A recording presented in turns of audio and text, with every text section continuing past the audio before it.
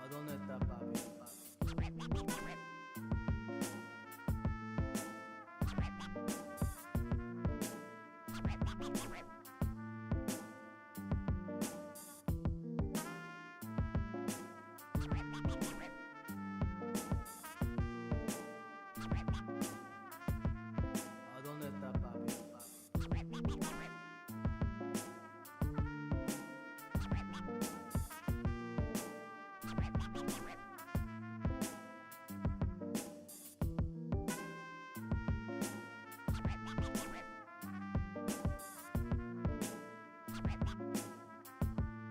¿A dónde está papi? ¿A dónde está papi?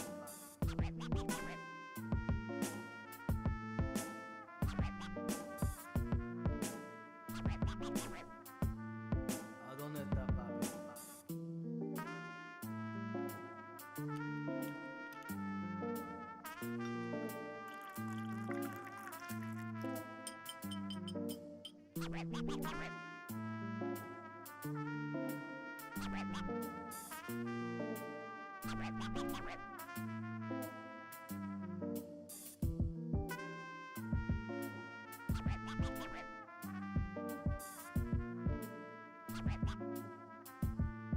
¿A dónde está papi? ¿A dónde está papi?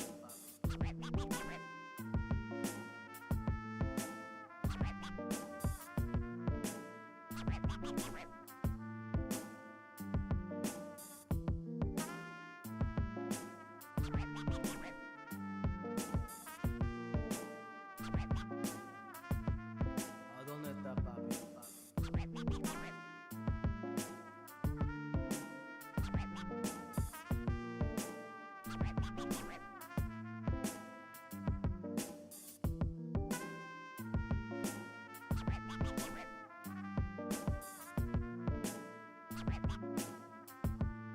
¿A dónde está papi?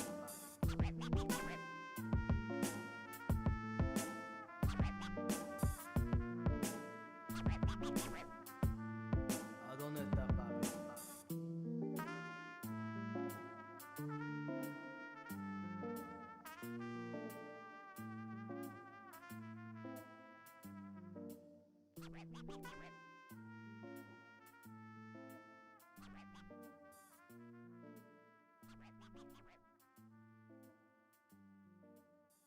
¿A dónde está papi?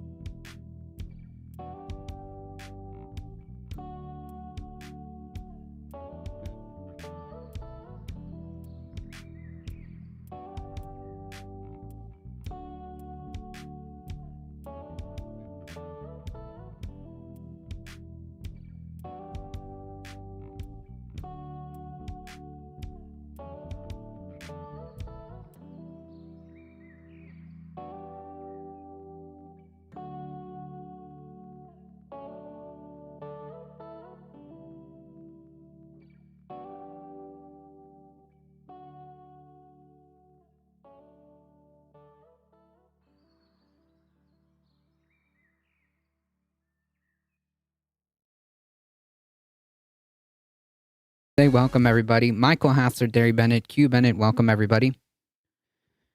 Whoo boy. Sorry about that, folks. Commercial? Like on YouTube? That's interesting. I didn't know YouTube was running ads. I don't even think I'm eligible for ads.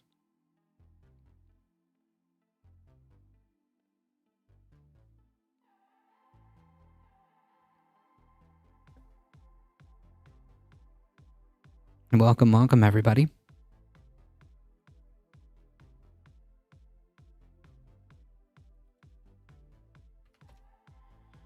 The circus continues, folks. It is now, what, round 2, I believe?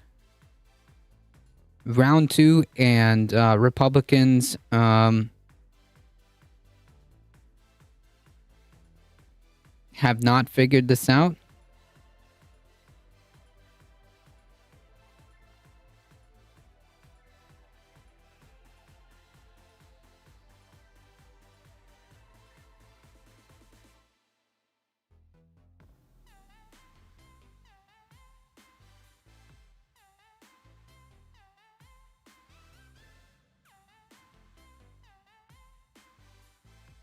As far as I can tell,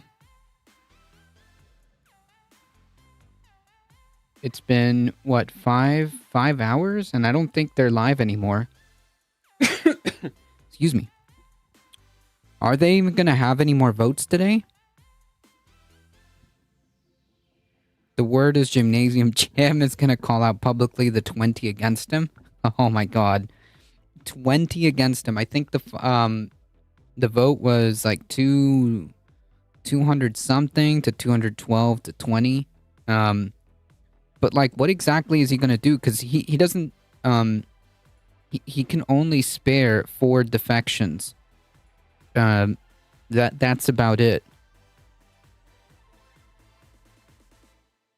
Ground level news. Echo Wrestle Dragon, welcome. I don't know, but Jim Jordan lost. Yeah. He lost. He lost. It's hilarious watching like the Democratic nominee get more votes than Jim Jordan. I mean, like, that should have kind of settled it. The fact that like it needs to be a specific like 217 is kind of whatever. But they said they were going to vote again today, but we will see. All right. Well, if they do, then if we get some type of result, we might be able to cover it. I don't know.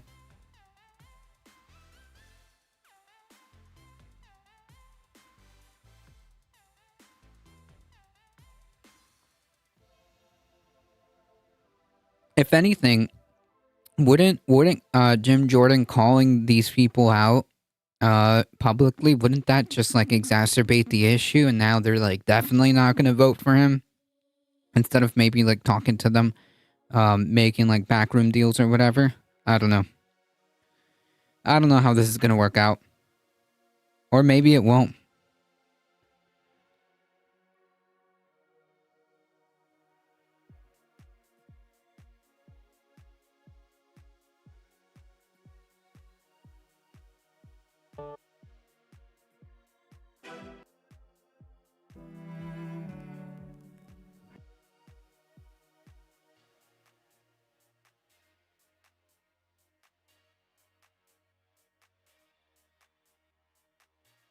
What's the over-under as to how many rounds this is going to take?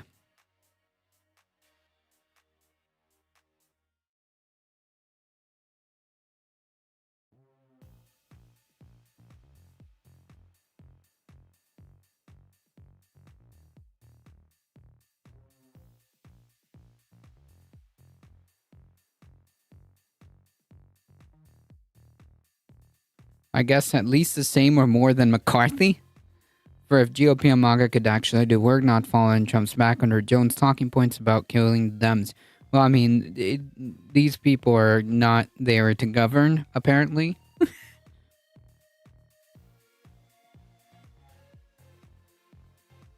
Maybe this could actually get to like maybe 20 rounds.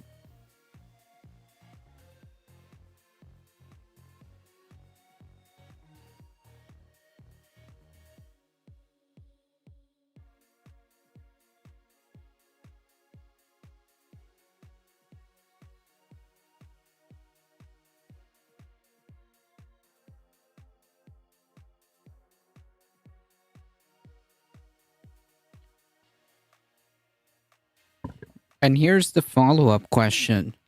Um, will they be able to get a speaker before the next government shutdown, which is what, a month from now?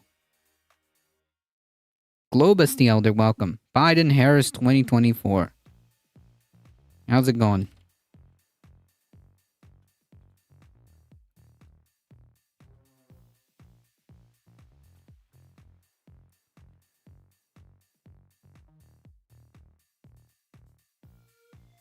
No, you think they're not going to get it done before the next government shutdown? And Trump was still whining and attacking James, like the prosecutor, Letitia James?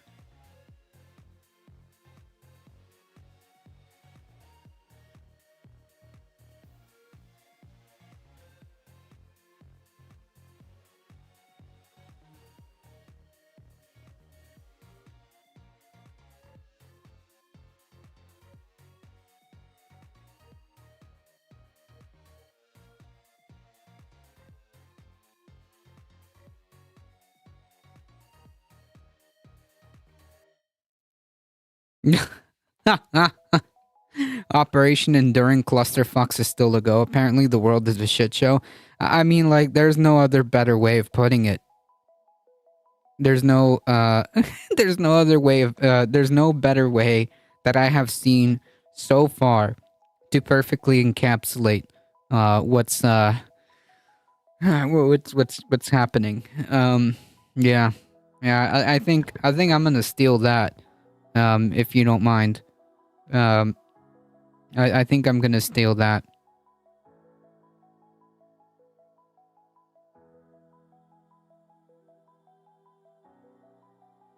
Did you see the video of the woman insulting Vivek and Trump in spirit? And spirit? No. But yeah, I do see what you're talking about. Trump attacking the attorney, the New York Attorney General. I'm at one of my many Biden witch hunt trials. This one is in New York City, where New York State Attorney General Letitia Picapucci. Okay. I'm sorry. You guys are gonna have to see this. New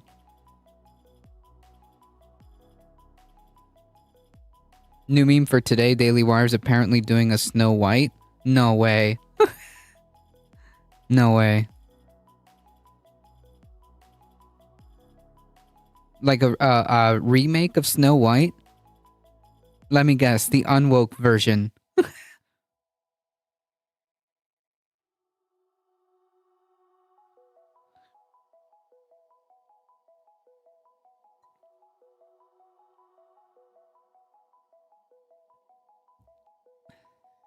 Alright, you can't make this up, folks. Letitia Peekaboo James has spent many days, rather than looking for murderers and other violent criminals that are destroying our once great city. Despite me being here, the talk is about Biden getting ready to fly to the Middle East to see Abbas. Meeting arranged and Abbas just cancelled. No respect for the United States of America. Oh my god.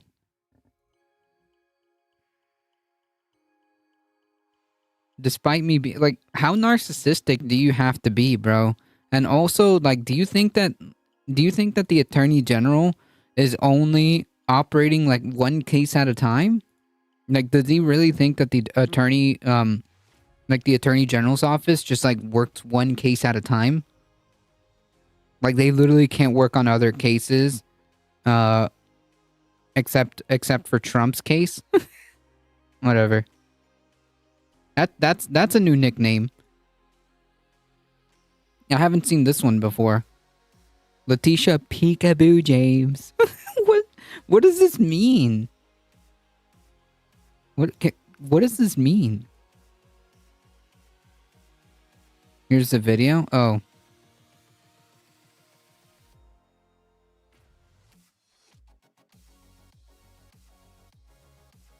Coming back up front here. Mr. Ramaswamy, thank you. You've expressed some illogical and dangerous positions just about everything under the sun. but I will only bring up a few points today. Okay. Just be respectful of everyone, but we'll Yes, pick thank your you. favorite ones. Thank you. Lol. Oh, hey, look at that. Now we want civility politics. That's hilarious. Just a few years ago, we all saw firsthand the disastrous results when a ruthless capitalist, a scam artist, a showman, and a liar with no public service experience became the president of the United States. So why would we do that again? Implying that Vivek is like basically the same.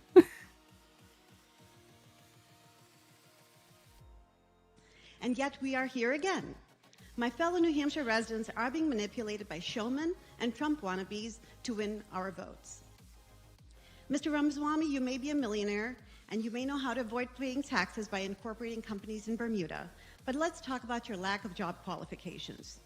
You're not qualified to become the principal of my children's school of only 1,000 students. You're not qualified to be the select board of my town with a population of 16,000 people.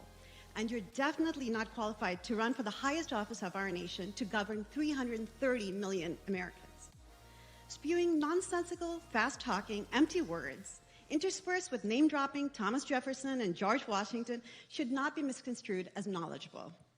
We Americans should stop thinking that rich men who fund their campaigns and manipulate us into thinking that they're smart or savvy are qualified for the presidency. Oof. Dude's just getting roasted.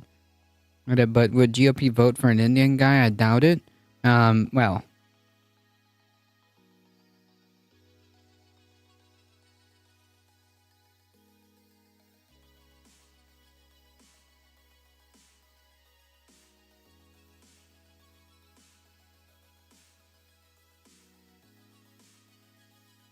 Talking politics, not you. Say it ain't so. No, I regret to inform you. I regret to inform you, Conscious Canuck, that this is indeed a political stream.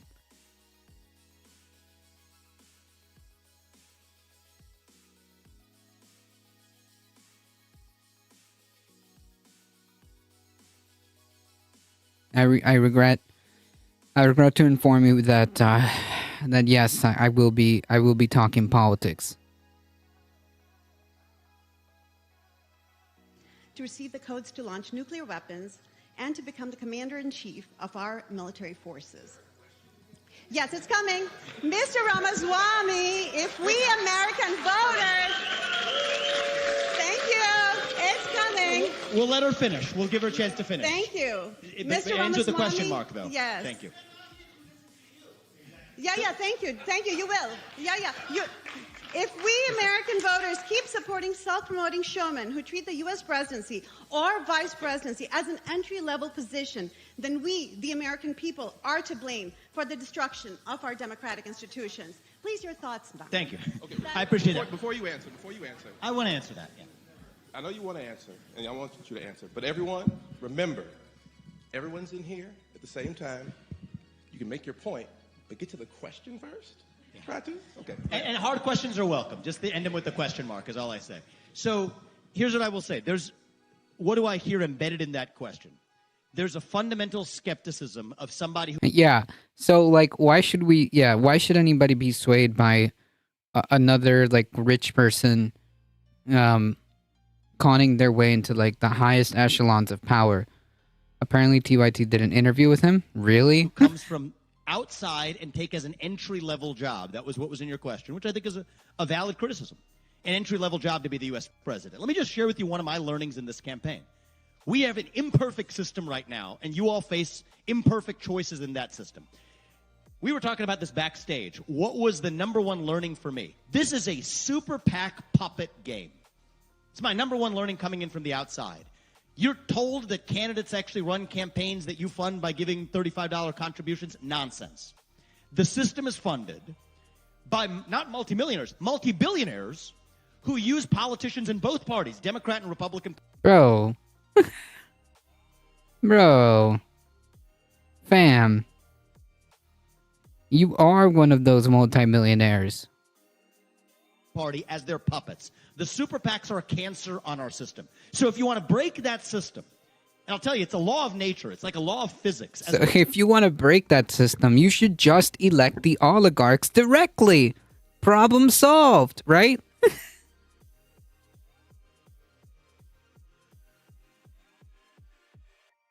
Phenomenal stuff. Right. So yeah. If you want to break this this system of you know, all these wealthy people funding these candidates and telling them what to do, you should just elect them directly. Just elect me directly, and that's it. Problem solved. That's why Trump is such an outsider. You see? Okay. Cenk should run as a Republican in the primary. Now that would be hilarious. The sun rises in the east and sets in the west. Every politician dances to the tune of their biggest donor. It's just a fact. Now, in my case, it is Now, in my case, we can bypass that and elect the oligarch directly. Yeah, there you go. true that biggest donor is me. Now, do I want a system in which He's just saying it. All right. Like, he's just saying it. He's saying what I literally just said. Now it is true that I'm my biggest donor. Like, of course. Listen, plebs. Like, why play the charade when you can just elect your oligarchs directly?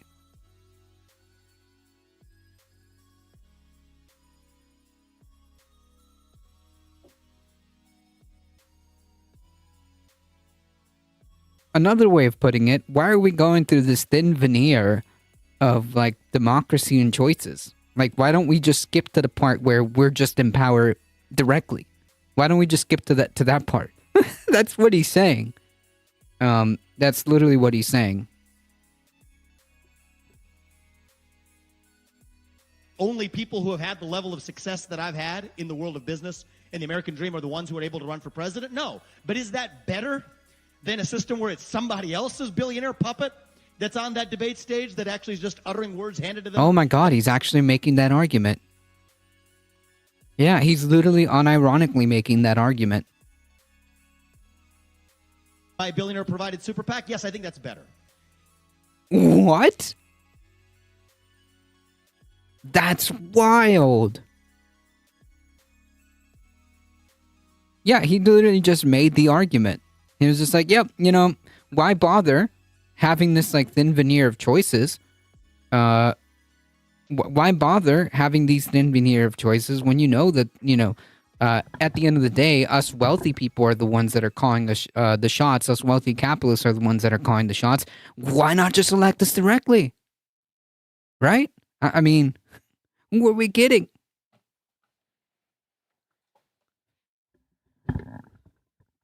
Now let's talk about that weird democracy stuff, okay? Bold move, Cotton. This is wild. This is wild. He's literally just saying that, like, the problem, like the problem with the political system is that there's a lot of wealthy people who are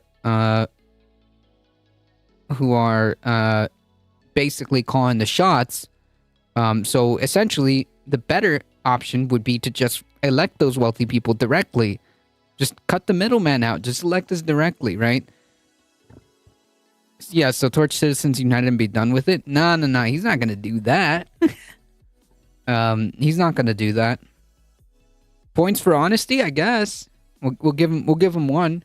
We'll give him one for that.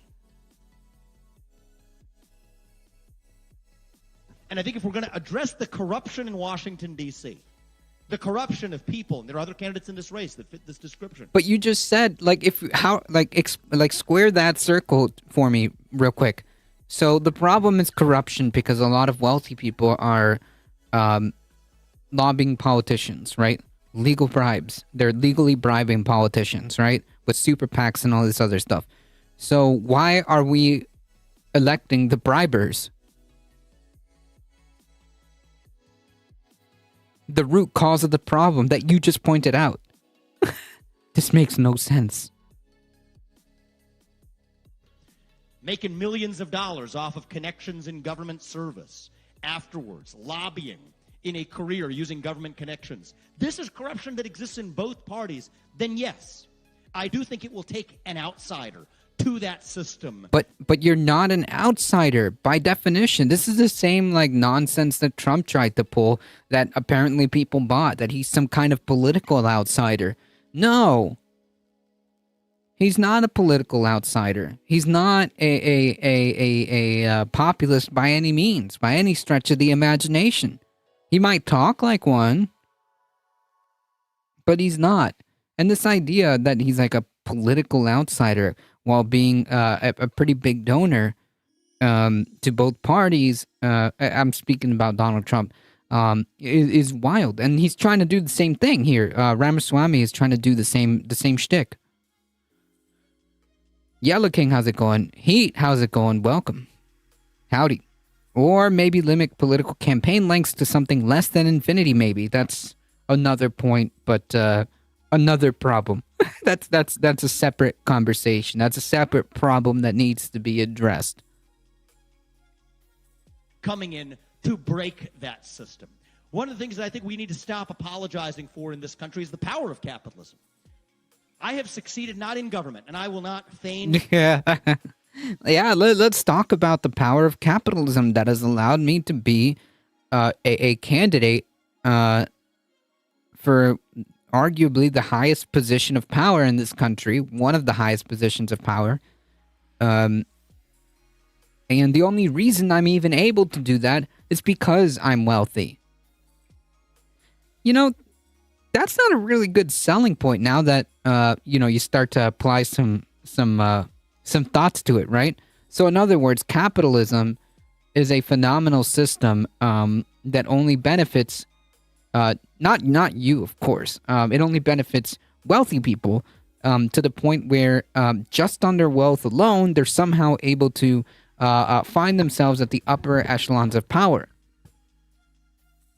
Yeah, I don't know, man. That's not the selling point that you think it is, my friend. Having government experience that I don't have. But the people who do have government experience, in some ways, got us into the mess that we're in today. So I think we live in a moment where it will take an outsider. Someone who comes from the outside, ideally even someone who comes from the next generation, to reach the next generation, of whom we have so many in this room today. I think it will take somebody whose best days, I hope, are still yet ahead in life, to see a country whose best days are still yet ahead in life. And I'm not name dropping when I mention Thomas Jefferson. These are people I look up to as our founding fathers. He was 33 years old when he wrote the Declaration of Independence. I'm an old man by comparison. He invented the swivel chair while he was at it. That's the founding spirit we need to revive in this country. And in this particular moment... The swivel chair? Okay. Yes, I do think it will take an outsider to do it. But yes, you're I not do an think it will outsider. take an outsider to address our national debt. But you're not an outsider, dude. $33 trillion. We need a CEO in the White House. No, we don't. No, we do. No, we do not. This is not a business. Government is not a business. That's not how this works. Do we really want a darker Andrew Yang? Well, I mean, Andrew Yang at least tried to, like, finagle, like, some kind of something with the whole, whatchamacallit? Universal basic income. CEO run a business. How have I run the businesses I've run? Zero-based budgeting. Don't start with last year's budget as the baseline, because last year's budget was broken by the same existing political class. And last year's budget was based on the previous year's budget. Okay, this isn't a company, my dude. This isn't a company. The point of government isn't to make profit. The point of government isn't line go up every quarter.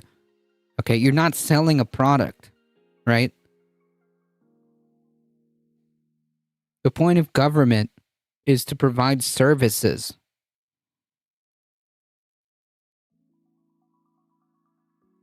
which was equally broken by the same corrupt special interest system. So I say break that system. Start with 0 as the baseline, and then ask what's actually necessary. You're not going to get that type of leadership from somebody who comes from, I think, within that broken system. So you're right, you do face a choice. As I shared with Nancy earlier, if you want somebody who's going to incrementally reform the bureaucracy and the administrative state, I'm not your candidate. If you want somebody who has government experience as their qualification to be your next president, then I'm not your candidate. Oh, wait, so you're just basically saying that you shouldn't be in government. Then you shouldn't be running. Why would you want somebody who has absolutely no government experience in a government position? This makes no sense. That would be like asking Ramaswamy. That would be like asking Ramaswamy. So you would hire a person who's never been a CEO and to be a CEO? Is that what you're saying? You just hire anybody? No, right? Good evening, Vivek. I don't want to misspell his last name. Isn't this the guy who constantly contradicts his own arguments? I mean, Republicans, so yeah. Great, you're not my candidate then. True. Bye. But if you want somebody who comes from the outside, a patriot who speaks the truth, uncaptured by the super PACs. No, willing to get uncaptured in by the there super PACs because you are a super PAC. Okay? Like this isn't the argument or the selling point you think it is. Government is not a business, exactly. Actually gut that shadow government, the corrupt swamp in Washington, D.C., but actually see the job through. As a leader from a different generation to reach the next generation, then yes, I am your candidate, and that is why I'm in this race. And the beauty of this is, A, you have the right to speak your mind, as does everybody else in this room. That's what makes America beautiful. That's what makes America great. And the part that really makes our system what it is that that choice belongs to you, not to me. And I'm grateful for the opportunity you guys have given us. Yeah, okay. Nice meme.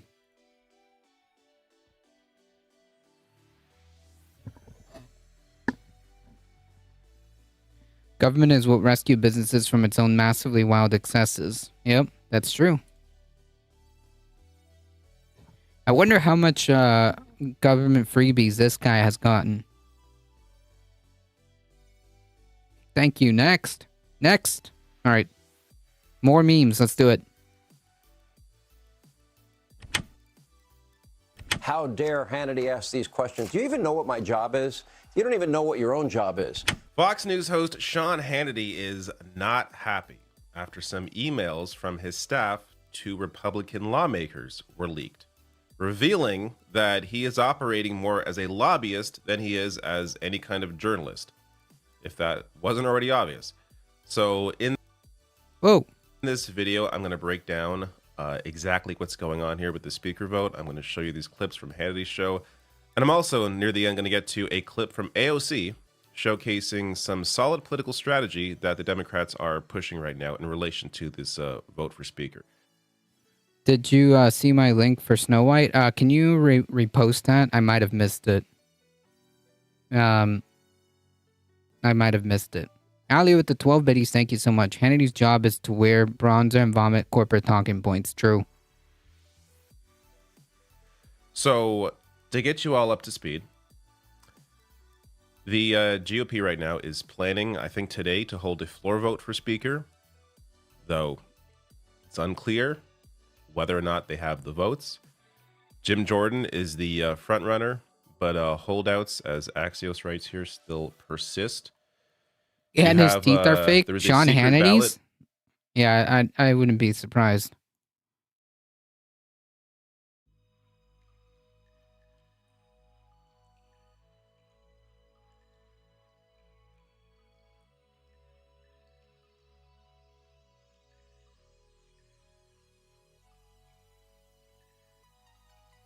Okay. Well, we'll have to take a look at this. What is your estimate on how long it's going to take for the Republicans to agree on a new speaker? I don't know. But my instincts tell me that it's going to be a while. And it's going to be worse than the last time. Last time it took 15 rounds of voting. I think it's going to take even longer than that, but we'll see. On Friday, that showed a 152-255 split in support for Jim Jordan. He needs 217 votes, which means even if he got all those 55 on board, he still needs 10 more votes. So there were several, members of the caucus that didn't vote here. So it's possible he has that support, but that's still, he still needs these 55. This is where Hannity comes in. So I will get to Hannity, but I do want to show you the, who Jim Jordan is. This isn't coming up at all, which is amazing because Republicans really don't care at all about this. But former Ohio State University wrestlers say Jim Jordan betrayed them and shouldn't be House Speaker. Quote, do they really want a guy in that job who chose not to stand up for his guys? Said, yeah, they do. They don't care. None of that matters. As we've seen time and time again, these people don't have any principles whatsoever. These people don't have any principles whatsoever. I'm going for 8 rounds. That's it. You think they'll figure it out in 8 rounds? Either that or they'll give up and Jeffries becomes speaker. Now that would be a nice meme. That would be a hilarious meme. One former wrestler who attended OSU when Jordan was assistant coach. So I'm sure you all know this story by now, but Jordan defended, or I guess you could say, this is essentially a defense, but did not report a predator that he was aware of. So he failing to protect a predator, or this is a problem with the majority voting system. If there were more than 2 parties, maybe, but also like multi-party systems can have this problem too, where they can't form a government. So I think this is more just like the Republicans are incompetent. It might be just that simple. There are lots of problems with the 2-party system, but I think that there are scenarios where multi-party systems can't form governments and have to go through multiple rounds before they like figure it out. So it's not, I don't know if that's something that I would use as a argument against the 2-party system. Failing to protect people from a predator, students, in the 80s and 90s, while he was the team's assistant coach. So this has been a well-known story, but of course this isn't factoring in at all, apparently, to people being against him. What is more of the focus are Republicans who are in Democrat-leaning districts that are afraid that if they support Jordan, that they will lose their race. So you have Dan Crenshaw here defending Jim Jordan. So Jim Jordan voted to overturn the election. But his defense is a lot of them did that. Which I guess is kind of a defense, but not really. Here you have one of those Republicans that are worried about supporting Jordan. This is Ken Buck of Colorado. And here's what he had to say. What could he do now? I think it's really important that the Republican Party state unequivocally that President Trump lost the 2020 election. I think it's important that we recognize what happened on January 6th, and Jim does. When we talked tonight, he absolutely recognized that January 6th was a disaster. But wasn't Jim Jordan one of the people, like, doing the whole, like, oh, I'm not going to certify, the election. I'm going to vote against certifying the election? Wasn't Jim Jordan literally one of those guys? The Dems are cool, calm, and collected, voting for U.S. House Speaker. Well, yeah, they should use that to their advantage. The problem is one party's base thinks the other party doesn't deserve to exist and tries to, in some extreme cases, mete out divine punishment. True. The reason the U.S. system is in trouble is because of huge amounts of money going in from foreign, corporate, and ultra-rich criminal sources. Well, I mean, those are other problems, but this one here is specifically because Republicans can't govern. They're not interested. They can't seem to get it together, and yeah. You're so close to getting the point and it flies over their head. Yeah. It was terrible. There's no excuse for it. But the events leading up to January 6th, I think, are important for us to just get our hands around and for Jim and all of us to say this isn't the way we want to conduct business in the future. So if Jordan were to say Donald Trump lost the election, you would be a yes vote? I would get closer to yes. I have asked him I would get closer to yes. Okay. It's just my experience. Ooh, excuse me. It's just my experience from Germany comparing to the U.S. Yes, negotiations between parties to form a government failed in the past. However, there was always an agreement. Well, I mean, ultimately, they have to form, ultimately they have to elect the speaker, right? Like, if anything is going to happen in this country in terms of legislatively, they have to. There's no if, and, or buts about it, because if they don't, then they won't be able to pass the appropriations bills. The government shuts down, and it will be their fault. So they don't really have necessarily a choice here. They have to have a speaker, and they have the House majority. It's gonna land on them. in conference in front of other people, and the best answer I've gotten at this point is I just don't know. Look at how low the bar is. All this man wants Jim Jordan to do is acknowledge that Trump lost the election. That's just, please, for my swing voters in Colorado, just so they know I'm not completely insane, please acknowledge Trump lost the election so that I could maybe support you. Jim Jordan can't even do that privately, let alone publicly. It's incredible. And the U.S. House has a temp speaker, right, but they can't do anything. Most of other dual multi-party systems do get some cooperation between the right and the left parties. That's true. That's true. Like, I'm just saying that it's not the strongest argument against the two-party system, right? Because there are scenarios and have been throughout history, and not just Germany, but other countries that have multi-party systems. There have been scenarios where they just are not able to coalesce into making a government. That's a thing that's happened in multiple countries. That's not like a one-time thing. I'm saying that this phenomenon is very similar, and it's not the strongest argument against the two-party system. That's all I'm saying. if Jim Jordan does acknowledge that privately or publicly, he would likely lose even more support from the crazier people in the party. So he's riding this line. He's betting on, acknowledging or not acknowledging the results of the election as a way to keep the extremists, which is the majority of the party, on his side. And I want to these people like Ken Buck, and I'm going to get to a tweet in a minute that does this. They are often referred to as the moderates. These are the moderates in the party because they acknowledge reality, or at least one reality. They acknowledge the one reality that Trump lost the election. These people are not moderate.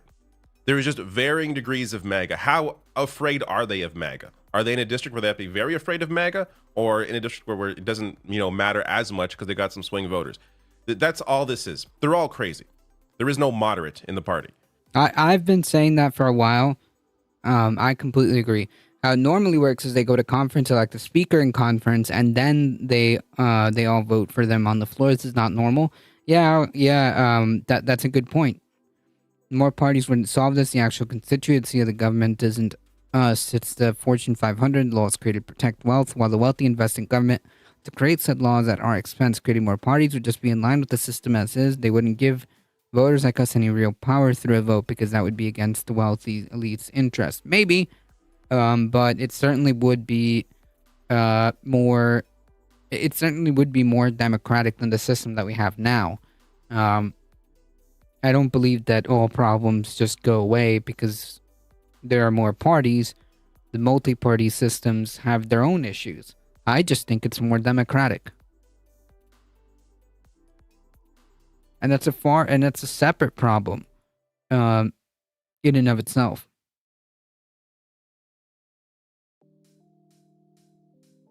Now, it's not just about apparently Jordan's attachment to Trump. Others have flagged his ability to fundraise as a weak point. So Jim Jordan apparently not a good fundraiser either, which from their perspective I think is a better reason to not support Jordan. I mean, they're both let's be clear. There's no good reason to support Jim Jordan. But considering they're all crazy anyways, if you just acknowledge that, lack of fundraising would be an important piece of being a speaker, especially, with Republicans who they rely on their corporate money to do anything.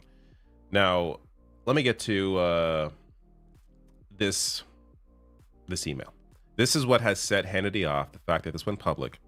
You have Julie Grace Brufka, apologies for the pronunciation. She's, I believe, from Axios, reporting here. Again, moderates, these are not moderates, but people like Buck here are growing increasingly irritated with the tactics Jordan allies are using to pressure them into voting for him, with one member noting that Hannity's show has gotten involved in the efforts sending potential defectors the email below. One lawmaker said the push is counterproductive to swaying Jordan skeptics. Though they're saying this to reporters, I think the opposite is true. This kind of public pressure from Republican voters, from the crazies, is often what gets these people to fold. So I think they're just saying this because they don't want to feel this pressure. But this is what the email said. So, and the assumption is this is going out to several of these people. When I lived in Colorado, he was the face of the right. Now he's the most reasonable person on that side. I mean, allegedly. Allegedly.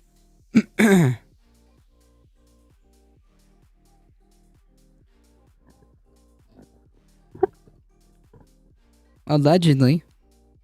Allegedly. Hello, Stephanie from the Hannity Show with Fox News.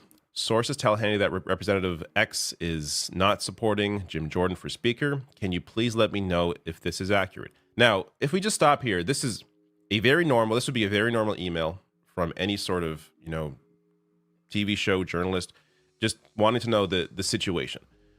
But then they go on with some clear pressure tactics here, which borders on being a lobbyist. And if true, this sounds like, Can you please let me know if this is accurate? And if true, Hannity would like to know why, during a war breaking out between Israel and Hamas, with the war in Ukraine, with wide open borders, apparently, with a budget that's unfinished, why would Representative X be against Jim Jordan for Speaker? Please let us know.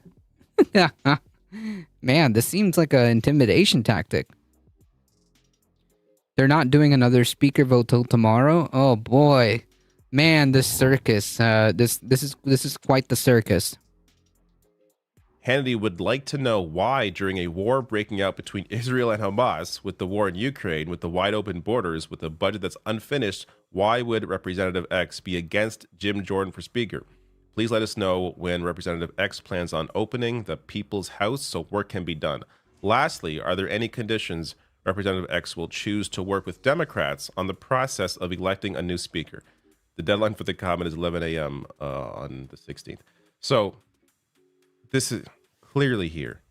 Hannity and his staff are working on behalf of Jim Jordan to try and pressure lawmakers to support Jim Jordan. This is the reason why this isn't making more news is because we already kind of expect this from Hannity. But also, like, why? Why is, like, Hannity doing this? Is this because, like, this is like a Trump directive or something? Fox News. But imagine, I don't know. It was like Jake Tapper. And there was an email from Jake Tapper's staff worded like this, but about, Democrats and who they want to see as speaker. It would be massive news all over the place. But this has only really made a few headlines. I saw this in Midas Touch, which often covers Republicans. Fox News caught conspiring to make Jim Jordan speaker. And then in Newsweek, Sean Hannity emailed to Jim Jordan opponents raises questions. And I'll get to some of that reaction in a second here. But this should be bigger news. But it's not, because people have become accustomed to Fox News operating in this way. but some of the reaction here. So Brett Meisles, co-founder of the progressive group Midas Touch, posted on X while sharing the alleged email, quote, "So is it normal for a major political party to use a cable news, quote unquote, host to extort party members into voting Yeah, for their that speaker pick?" that news Sherilyn- news host is doing a lot of heavy lifting, right? That news host is doing a lot of heavy lifting. Hold on, folks. Give me a second.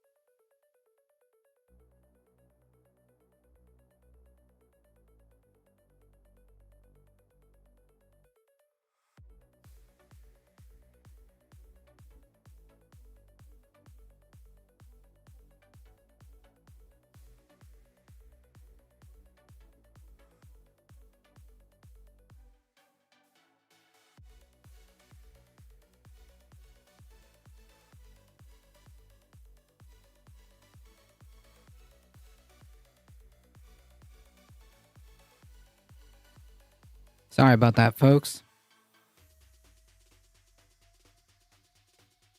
No, I did not have to poop, okay? I promise.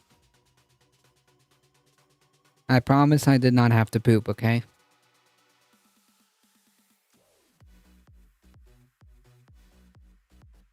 I just had to give Bree something. The funniest thing for me is here in Germany, the far right is accusing the Democrats for not supporting a Republican candidate. To my understanding, it's not a task of the opposition to support the government. Right. Under no circumstances are the Democratic Party obligated to bail out the Republican Party for their incompetence. So, yeah.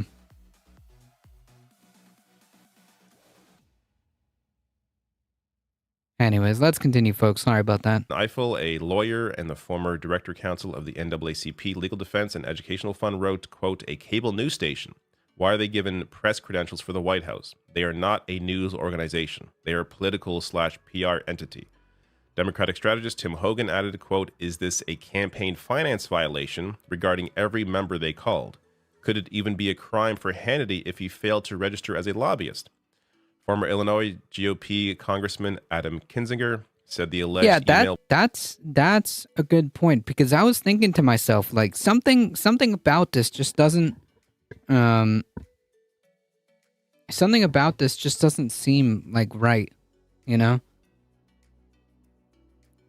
I'm back, yes. Yes, I'm back. The Dems just need to sit back and make sure the supply of popcorn is plentiful. Yep. was proof of bully tactics from Jordan's allies, adding, but why is Hannity actively taking a side at Fox News? And John Dean, a former White House counsel to Republican President Richard Nixon, also criticized the conservative news network over the apparent email to GOP lawmakers. Quote, Fox News should be required to register as a lobbyist for Jim Jordan. The First Amendment does not exempt lobbyists, and this is blatant, conspicuously blatant, Dean wrote. They're all correct. In any other world, this is massive news. This is crazy. It's obvious Sean Hannity should not be doing this, but he's operating on behalf of Jim Jordan here. This gets to one more reaction. So from Matt Fuller, from the people who lecture about unbiased, fair journalism. Yes, of course. Here is Hannity, and the headline is great. I offer no apologies for doing my job.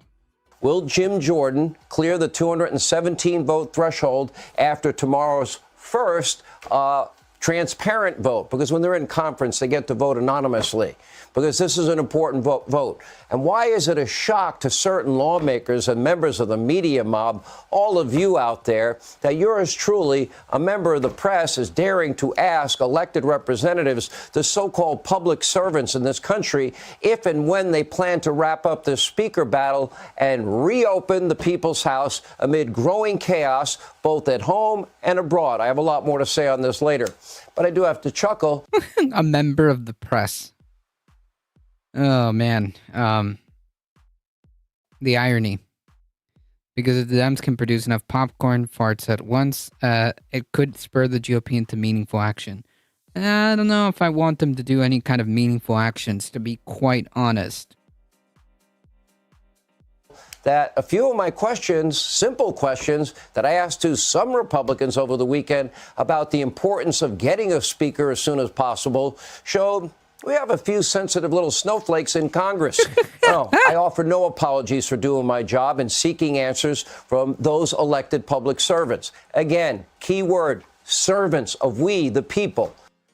So I got more from Hannity in a second here, because he could not let this go. He talked on and on about this. But this idea that he's just asking questions. Yes, being a member of the press, speaking truth to power by working with said power to ensure that said power is put into more power. It's just, Sean Hannity is such a clown.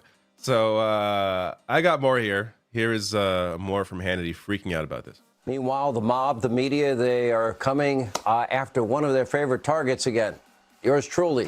Why? For daring to ask members of Congress if they plan to support Jim Jordan. I did nothing wrong, and they indicted me. Jordan tomorrow. Okay, and dude. If not, are they planning to work with Democrats to elect a speaker, which keeps getting reported on here, there, and everywhere? Now, if every member of the mob asking and saying, how dare Hannity ask these questions, do you even know what my job is? You don't even know what your own job is. I'm a member of the press, whether you like it or not. I am a talk show host on radio and TV. I can produce thousands of hours of television and radio coverage that is straight news coverage. We also do investigative reporting. You know, we got the Russia hoax right. You all got it wrong. We're investigating the Biden family syndicate. You're not. We got Obama's radical associations Biden right. crime family. We talk about sports. We talk about pop culture. I give my opinion. I'm honest about it. And I'm kind of like an entire newspaper. That's my job, is to ask these questions so I can accurately report back to my listeners and my viewers what is happening. I am not mad. Totally not mad. Make sure you write down that I am not mad. Hannity is like an entire newspaper. That's how he describes himself. Big mad. I'm like an entire newspaper. Yeah. Newspaper that my dog takes a shit on. All right, so True. I'm kind of a big deal. I assume you saw the latest Jordan Klepper clip from a Trump rally signed yesterday while watching. I don't know whether I should laugh about this. I don't know whether I should laugh about their stupidity or cry. I don't know. At this point, it's willful. You know, they're in a cult. It's a cult. It's a cult. It's a cult. So there is a couple last things here. First, Kevin McCarthy is predicting that Jim Jordan will be the speaker. He's had many predictions, like that he would not be voted out, but he was. So we will see about that. Then you also have another Republican out here. Check this out. Do you think, is your assessment then that you think kind of this paralysis ends today, a speakerless House will be over today? You know, I don't have a crystal ball. I was disappointed that Kevin McCarthy got ousted. I thought Kevin was doing a very Yeah, we all know the thing is, like, we now, like, in hindsight, we know what happened, right? We know the outcome. Kevin McCarthy loses again. good job managing all the various factions. Right now the vote count doesn't look entirely promising, but I think Jim Jordan's going to put this into several rounds on the floor. He's very tenacious. So that remains to be seen. And if it doesn't work, then we're kind of back to, all right, maybe we got to look at Kevin McCarthy again. Let's just bring it all back, wind it all back. Let's go back to square one, bring back Kevin McCarthy. Let's do all of this again.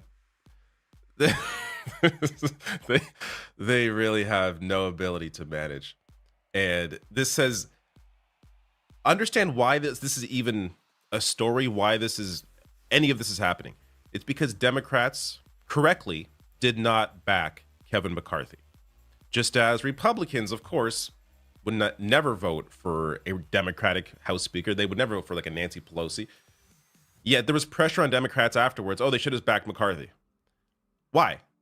Look at how well this has worked out for Democrats. It's showcasing, if it wasn't already obvious. Yeah, like, why are you obligated to pick up, like, your enemy's mistakes, right? Like, this, it just makes no sense. And not only just that they, not only are they just not obligated to pick up, like, the Republicans', like, cavalcade of mess-ups, but why would they, after literally just the other day before this happened, McCarthy was out there blasting Democrats over the budget or whatever.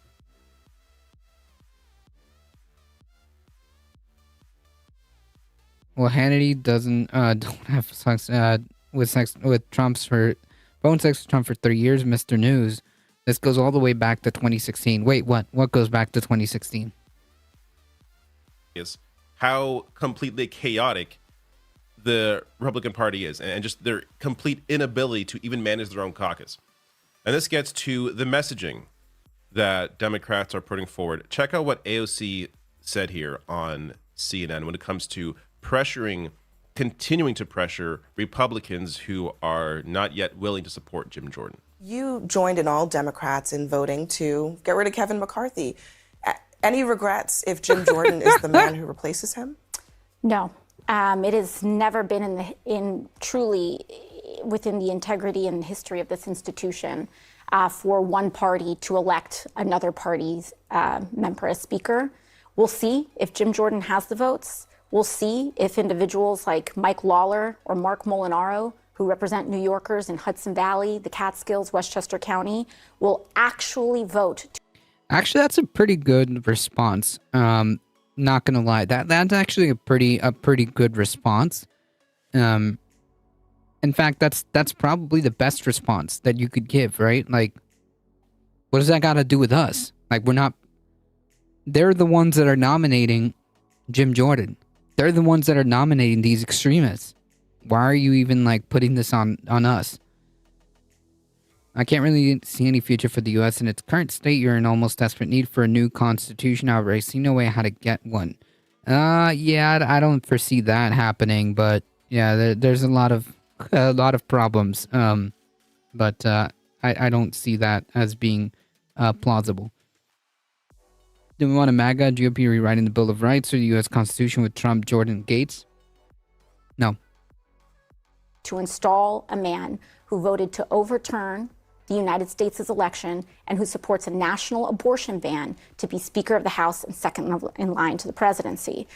I have my doubts that the people of New York would really stand for that. But in terms of the integrity of the institution, I think it's important that we support Hakeem Jeffries for Speaker of the House. Great move by AOC here.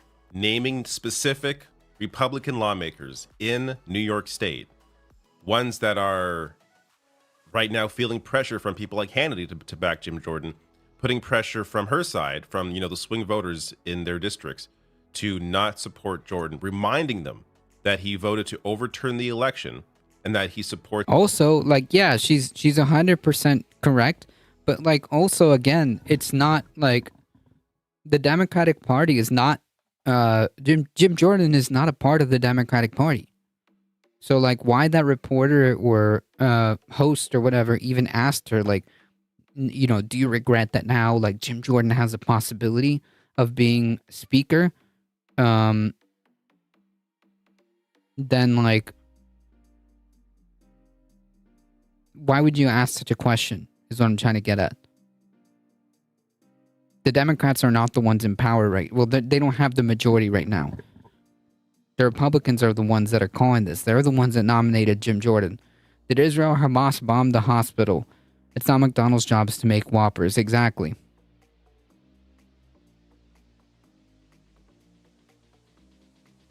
Here's what I will say. Froggy. It happened. Here's what I'll say. It happened. It seems very sketchy that the IDF spokesperson or spokes account posted supposed evidence and then deleted it, and then like other officials, like the ambassador, was retweeting the same video and then deleted it. It just seems very sketchy.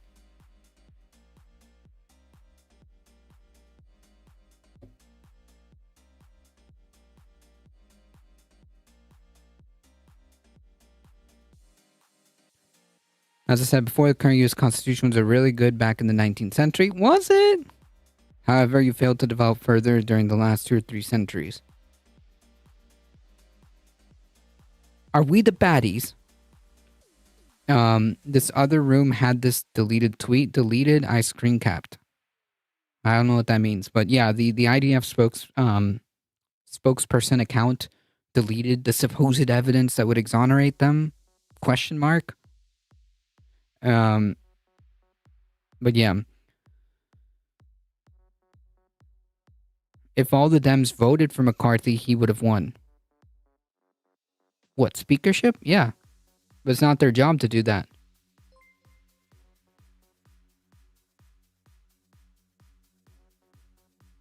It was the first modern constitution, the first in modern age?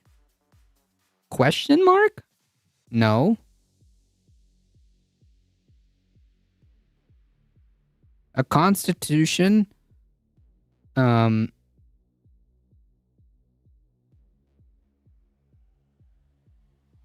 Oh, the deleted, we bombed the Hamas base in the hospital tweet. Yeah, there was another tweet like that that was deleted too.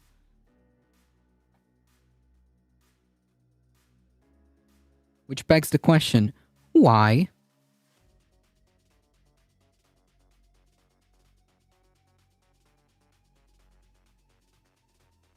We've argued about this before, probably. I don't remember.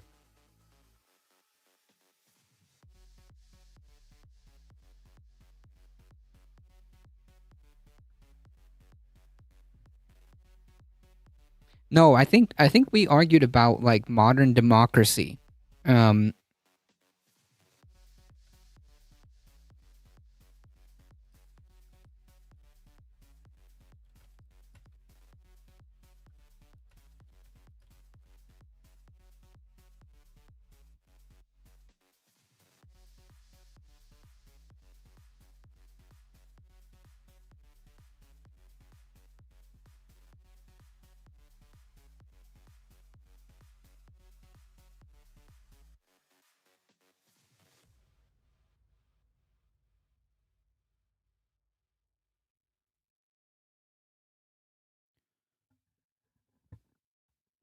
This was when the U.S. went off the rails. Trump formally announced his candidacy in 2015. Oh, no. It was way before then.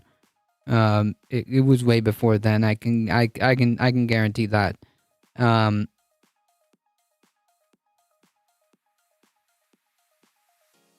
It's a national abortion ban.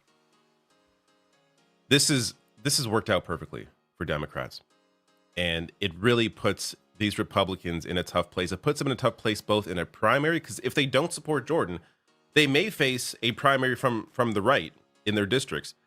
And at the same time, if they do support Jordan... Just remember, it's all about Trump coming down the golden elevator. No, I think that's the culmination of a lot of freaking failures, all culminating into the final, like, symptom, right? Like, Trump, just to be clear, like, Trump only was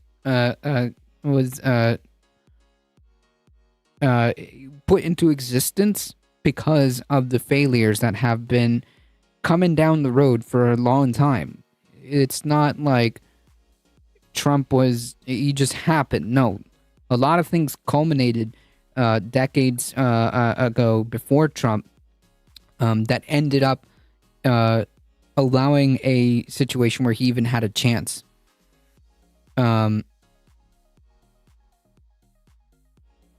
I would prefer the U.S. not off the rails, but the GOP is helping to hurt civics and voting in SCOTUS.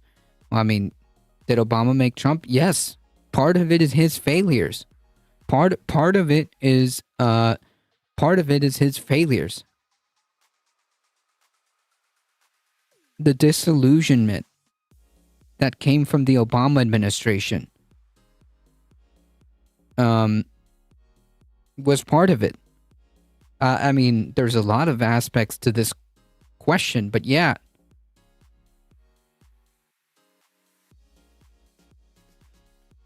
Not that I avoid any discussion, however, I realize it's 12:35 p.m. and I really got to go to bed. No problem. Thank you for stopping by. Obama was one of your best presidents. I don't know about that one. I don't know about that one. His biggest backer, The Apprentice. You should see how they still fawn over him via teleprompter. Wait, who? NBC? I don't really... no ranked choice voting? Well, that's not really a factor as to why Trump was.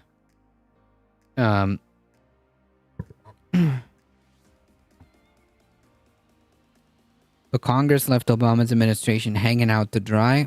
I'm not convinced of that.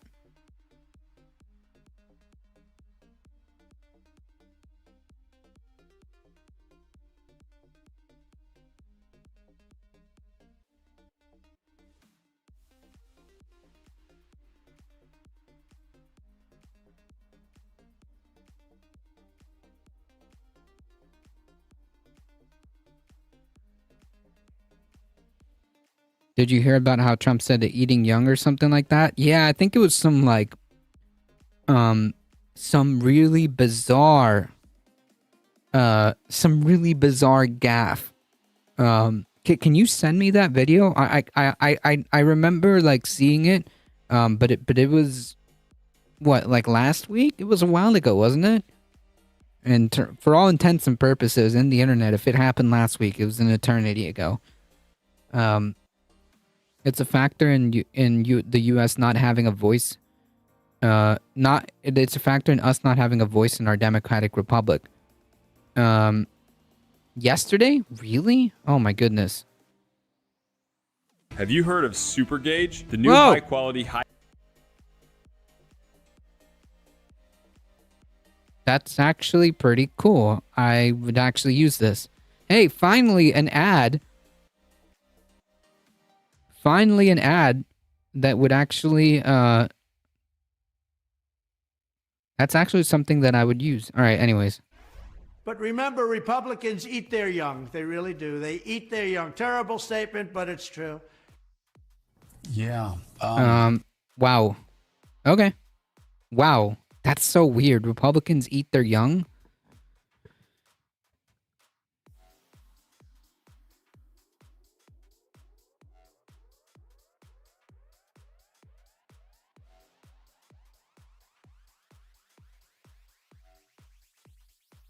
It's a factor in us not having a voice in our democratic republic. Yeah, well, fair point. Terrible statement, but I said it anyways. I'll find a better clip. I watched it on Brian Taylor Cohen as well. Visibly confused, Donald Trump's brain glitched very, very, very badly, where Trump read off of his teleprompter, which he supposedly doesn't use. Remember, Obama was bad for using a teleprompter. Trump read off of his teleprompter that Republicans eat their young. Now, what was actually on the teleprompter is that Republicans eat their own. The context was the speakership and Republicans going after each other and so on. All right, I get it. Yeah, so this is a monumental gaffe.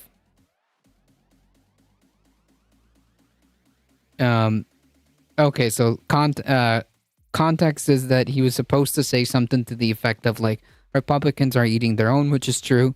But instead, he just makes this weird, bizarre gaffe of like Republicans eat their young, and it's a phenomenal meme. Awesome.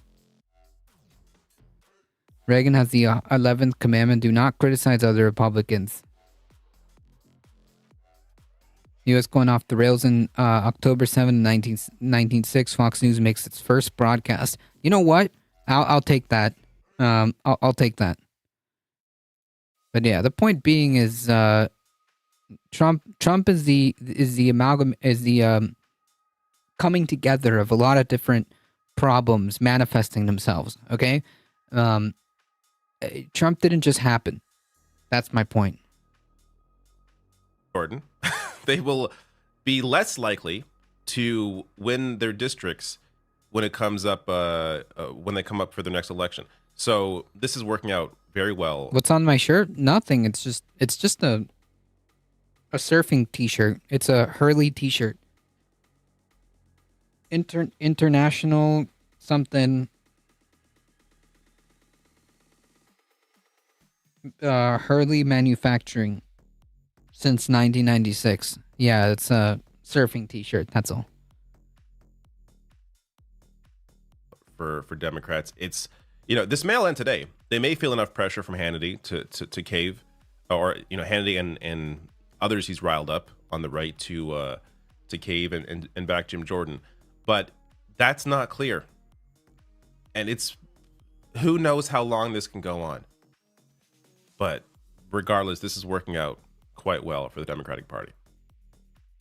Phenomenal memes.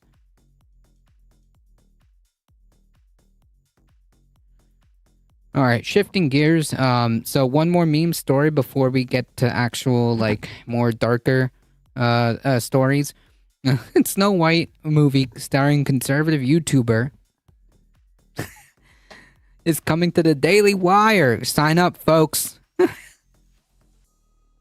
Yeah. Hey, how much did that other movie make from the Daily Wire? Yeah. Thought so. The Daily Wire announced on Monday that it's making a live-action Snow White movie starring conservative media personality Brett Cooper. Called Snow White and the Evil Queen. The film is slated as the first feature-length production for the Daily Wire's children vertical Bent Key. The Daily Wire, which also produces Cooper's YouTube series, The Comment Section, posted a teaser on X on Twitter. Once upon a time, the video begins with a woman singing while on camera, takes an aerial shot of a forest. Next clip shows her stacking apples in a basket. In time, Prince would come once upon a time, but now that time is gone. Dwarf names include Happy, Dopey, Slappy, and Triggered. Wokey. Do we have one for Wokey?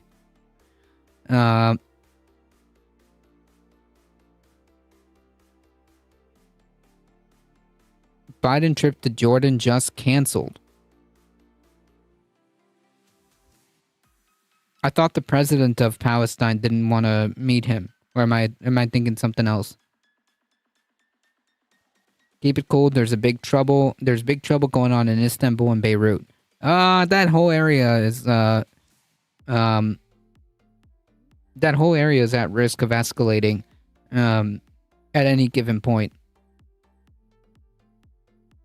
Wokey is good. Once upon a time,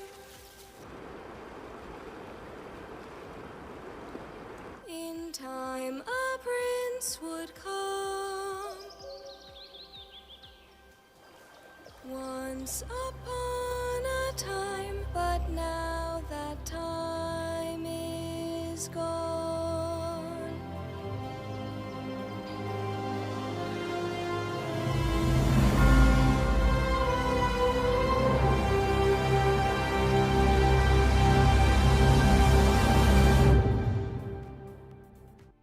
Phenomenal stuff. As the video concludes, it shows a reveal of Cooper as the woman seen before its end title, which read "Coming Soon." Jeremy Boring, the co-founder of the Daily Wire, announced the project with a statement confirming the conservative political goals of the film. Remember, folks, these are the same people that complained about politics being in media and politics ruining whatever. Yeah, the other problems the U.S. is not united hurts other projects and plans. Like what?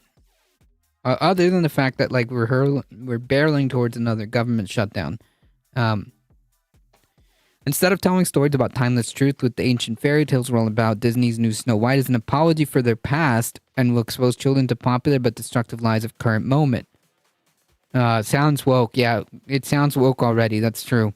It's a story about a princess and a prince, about beauty and vanity, about love and its power to raise us from death to life.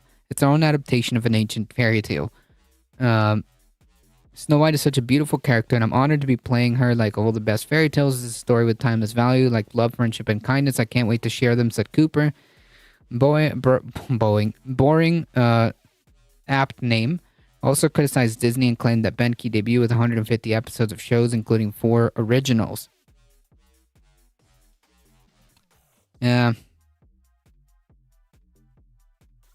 Good luck.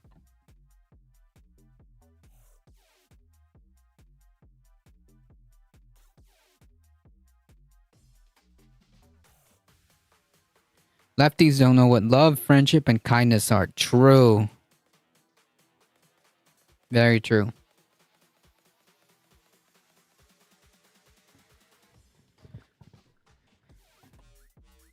Can we take advantage of the small moment of rationality that's being displayed here by one of the most irrational of the justices, former cult member?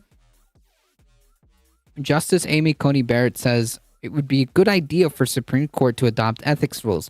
Now, whether or not this is just to save face, because she knows at the end of the day it's not going to happen, that's another debate. But the conversation nonetheless needs to be pushed.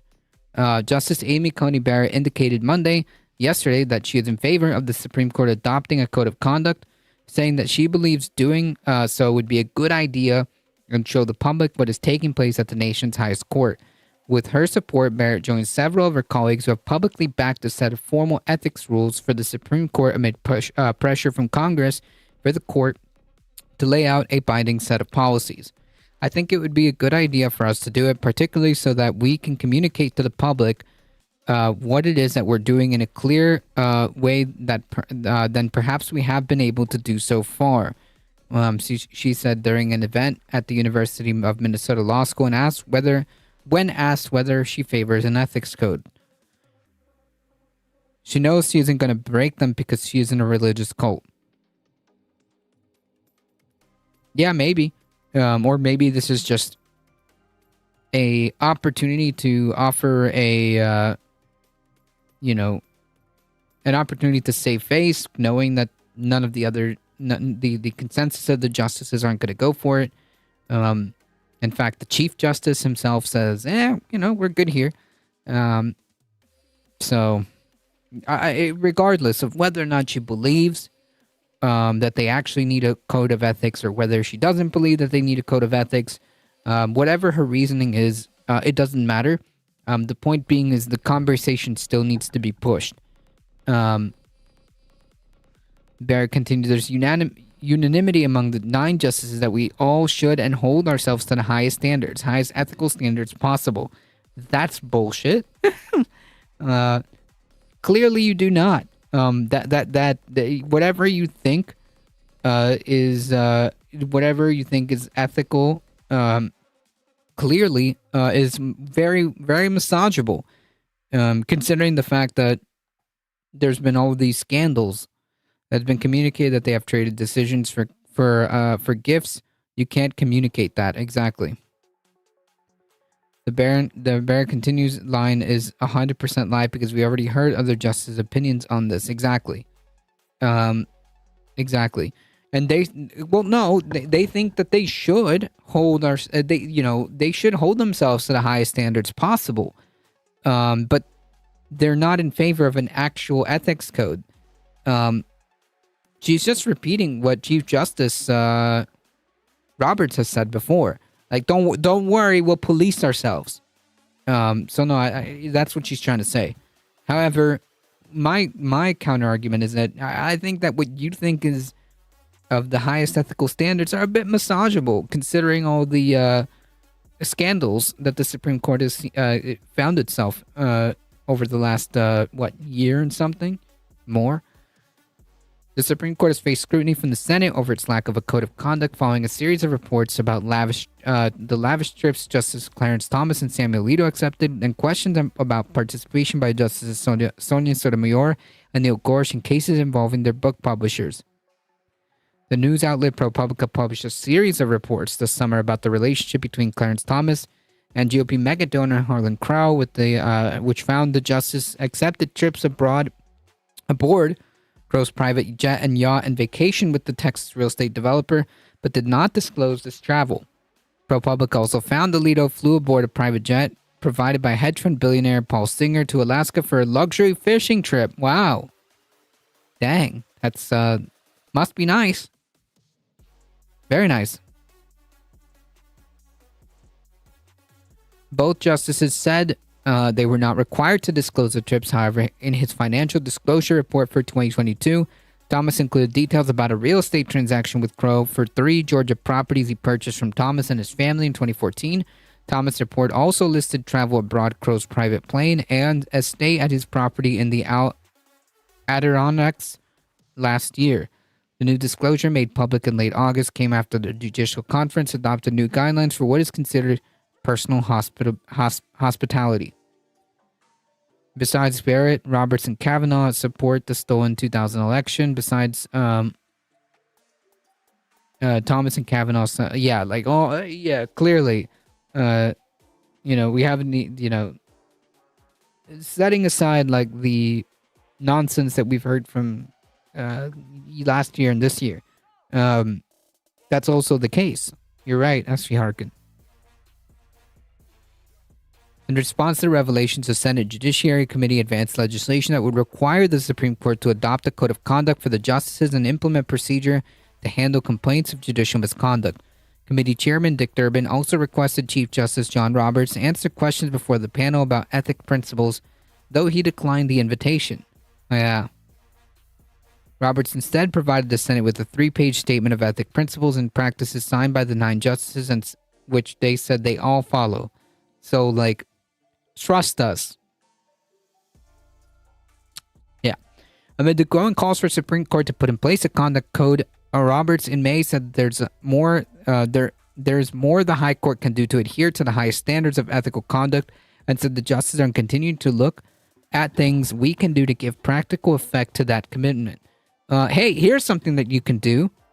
Adopt an actual enforceable code of conduct where there's actual consequences for your actions. Like, I don't know, if you break the code of ethics, then you have the potential to be removed. Hey, that's something that you can do. It's completely within your purview to do these things, to give a practical effect to that commitment of adhering to the highest of standards or whatever.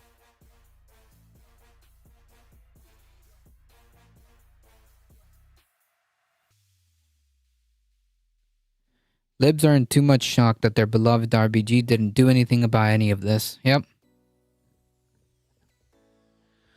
True. Justice Lena Kagan in August said she supports the Supreme Court taking action to adopt formal ethic rules and noted the justices have been discussing the matter, but she said there are a variety of views among the 9 members. Yeah. How about a code of conduct which adheres to the international standard of anti-corruption? Now, hold on. Okay. We're talking about American Supreme Court justices, okay? They're above that. They're the 5. They're the 9. They're the 9 law wizards, okay?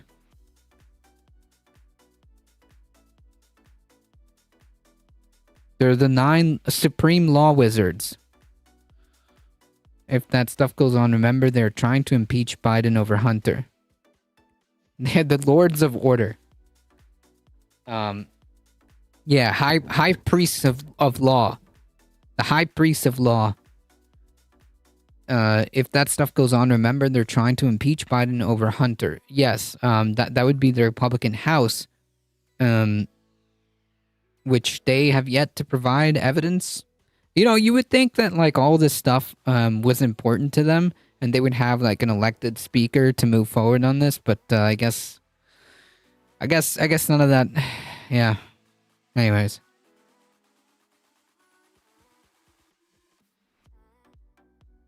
Talk about the Harry Potter universe to fix SCOTUS.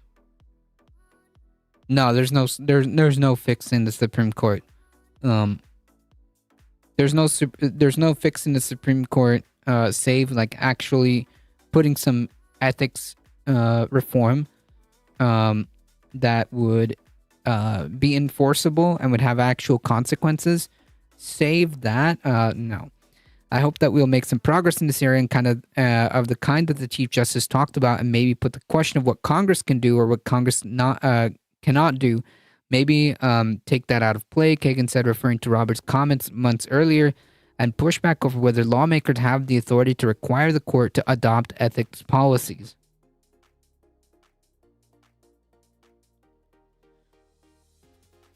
Justice Kavanaugh said last month that he is hopeful the Supreme Court will soon take concrete steps to address the ethics issues it's facing, and echoed that the justices are continuing to work on these issues.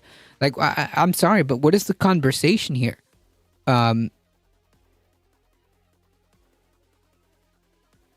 What is the conversation?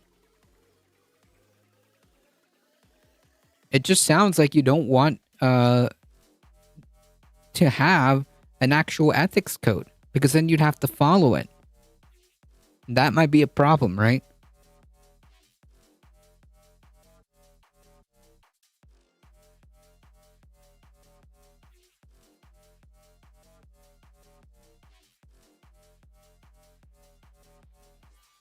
Yeah, they're pretty fractured at this point in time, particularly in the House, too. To the extent that we can increase confidence, we are working on that. Are you though? Because my confidence in the Supreme Court has not gone up. It has only gone down. This could end up with Republicans kicking moderates out of the Supreme Court. How? And yeah, they can't.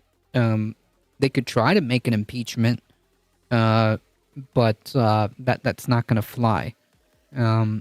Besides, they've shown no movement that they're going to move to impeach a Supreme Court justice. This is not a thing that they're looking to do right now.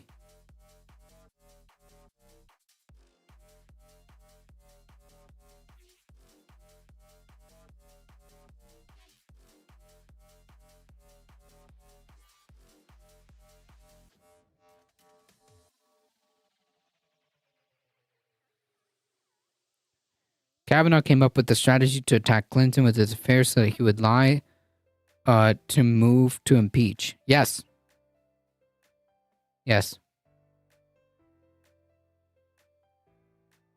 Shifting gears forward, the Republicans are trying to get Fani Willis fired. I mean, yeah, but I don't know how that's going to go. I don't know how that's going to go.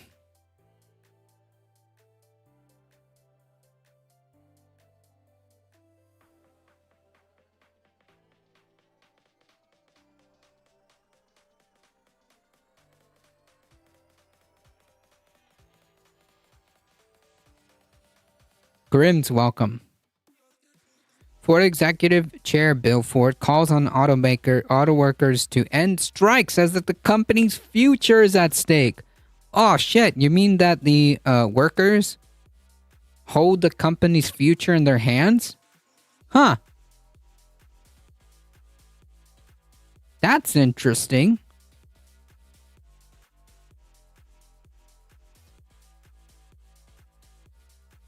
Kavanaugh's on SCOTUS as a reward for his dirty tricks for the GOP, not because he's above lying, cheating. Yeah, that's true.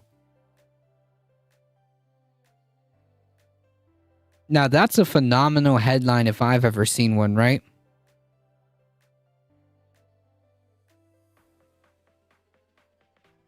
The Ford executive calls on auto workers to end the strike because the company's future is at stake. Direct action gets the goods, folks.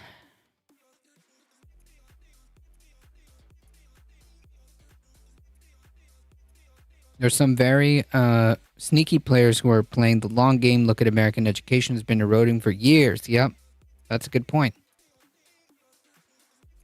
Ford Motor Company Executive Chairman Bill Ford on Monday called on auto workers to come together to end the month-long strike that he says could cost the company the ability to invest in the future.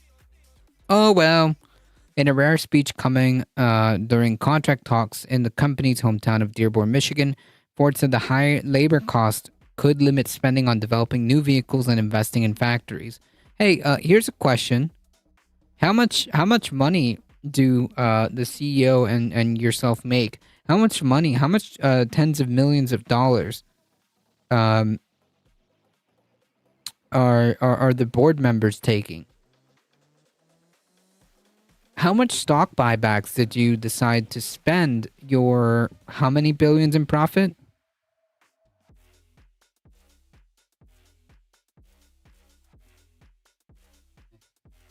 Let's do the big three are quickly racing towards oblivion. What is it? 5% of cost of a car's labor cost? Jeez. Because they will not reduce profit taking. They will reduce investments in the future. Yeah. Whoa, hey, come back.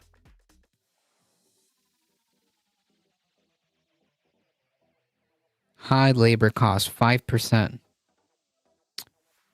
Press X to doubt. It's the absolute lifeblood of our company. If we lose it, we will lose to the competition. America loses. Oh, no, America. America loses, folks. America. Always blame the workers. Yep. Many jobs will be lost to the great-grandson of the company founder, Henry Ford. The company said he said builds more vehicles in America than and has more United Auto Worker employees than any company, which has increased its costs in a highly competitive industry.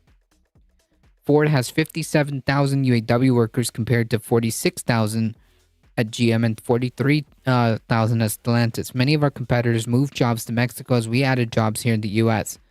I mean, okay, you don't want America to lose you? You don't want America to lose, do you? Have you denounced Hamas in this hour? True. It's a threat, soundbite for media. It's not real. Well, I mean, regardless, the impact, the intended impact is, right? If the success of the company is vital to the success of the country and they can't make it work privately, then it should be nationalized. Yeah, that's a great point. You know what? You're right. That's a phenomenal argument for nationalization. Hey, listen, if America's going to lose, and I think that in the interest of the country, then it should be nationalized. The company is near an impasse with the UAW, which walked out on targeted strikes on September in all three Detroit automakers on September 15th. Last week, 8,700 union members walked out at the largest and most profitable Ford plant in the world, the Kentucky truck plant in Louisville. Ford said the strike at the Kentucky plant is harming tens of thousands of Americans who work for parts suppliers and Ford dealers. The strike could also cause a fragile parts supply base to collapse. If it continues, will have a major impact on the American economy and devastate local communities. Jeez. If it has that much of an effect on the country, then maybe you're just making a great case to be nationalized.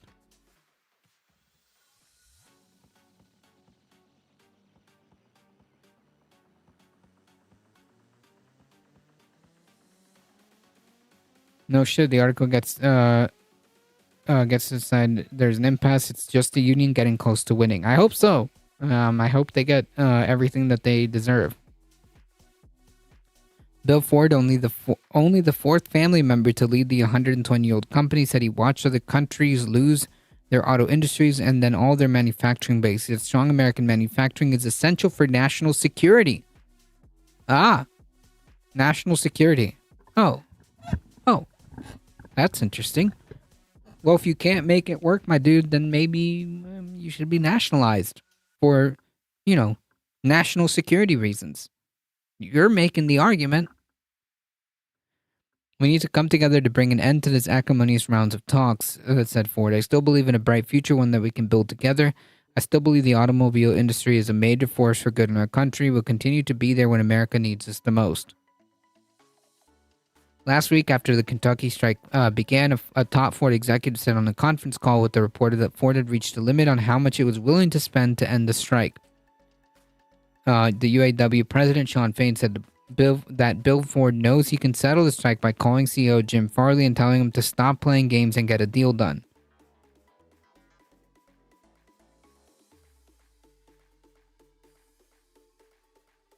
Better get negotiating with your workers, otherwise you're failing the country. True. He threatened to strike and close Ford's rogue truck complex in Dearborn. It's not the UAW and Ford against foreign automakers. It's auto workers ever against corporate greed. True.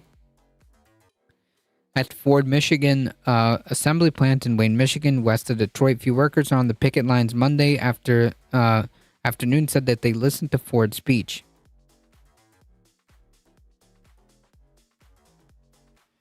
When told what Ford said about investing in the future, line worker Steve Appleby said he agreed. I get that. I can see both sides.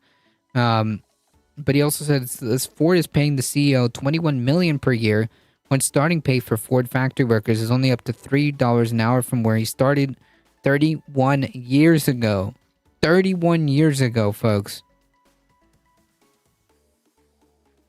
Ford offers a 23% general wage increase, barely covers inflation over the last 3 to 4 years, said Appleby, 59. Carlos Hollins of Detroit, who just started with Ford in July and is at the low end of the pay scale, said workers gave up raises in 2008 when Ford said the others and others were in financial trouble. They were promised that concession would be restored when the company recovered. We shouldn't have to suffer, especially for the retirees. They need to pay us what we deserve. True. The union said retirees haven't received the pension increase for at least a decade. Holland said the workers should get everything that they're asking for, and Ford has enough money to pay it. The speech from Ford arrives with the entire audio industry making a historic and expensive shift from internal combustions to electric vehicles. Fain said that Ford and crosstown rivals General Motors and Jeep maker Stellantis are making billions in profits and that workers should get a share. He says the workers should be repaid for sacrificing general pay raises and cost of living adjustments and agreeing to lower wage tiers to keep the companies afloat during the Great Recession.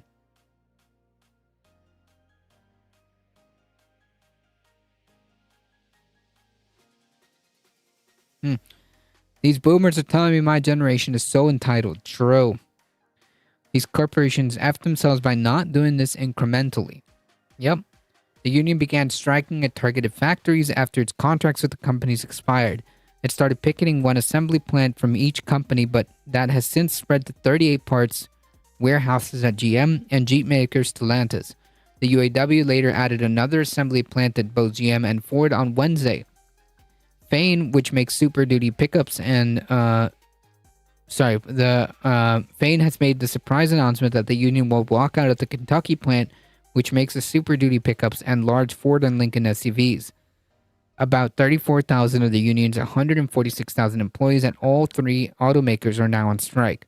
The seemingly widening labor rift suggests Ford and the union may be in for a lengthy strike that could cost the company and its workers billions of dollars. The union said Ford's general wage offer is up to 23% over 4 years and that it has reinstated cost of living raises. GM and Stellantis were at 20%, but Fain said none is high enough.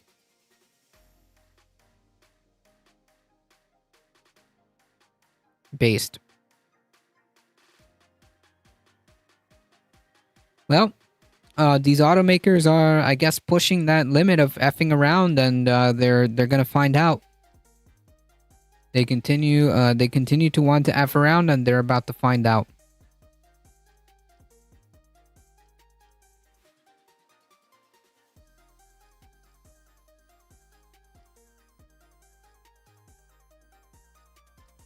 Also, why do you need 8 different models of F-150? Oh, innovation. The same reason why we need an iPhone every year.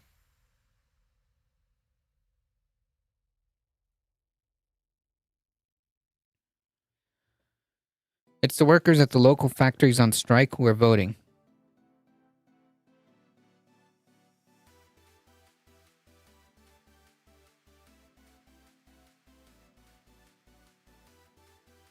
Voting to strike?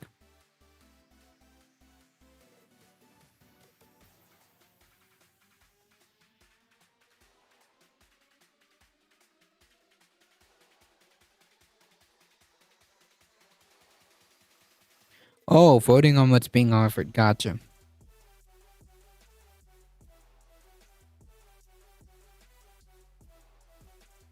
Shifting gears, folks. 21 species removed from the endangered list due to extinction. Yeah, this one's pretty rough. Nearly 2,000 species are being taken off the endangered species list because they are extinct. It's not the UAW leadership deciding for them.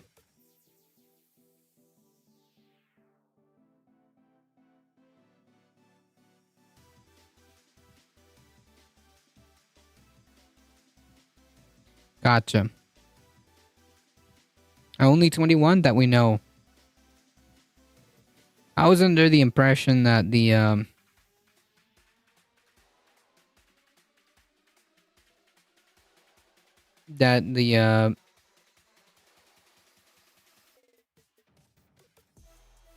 UAW is doing this like broadly, right? Like these contract negotiations apply across the board, but those 21 are in Texas.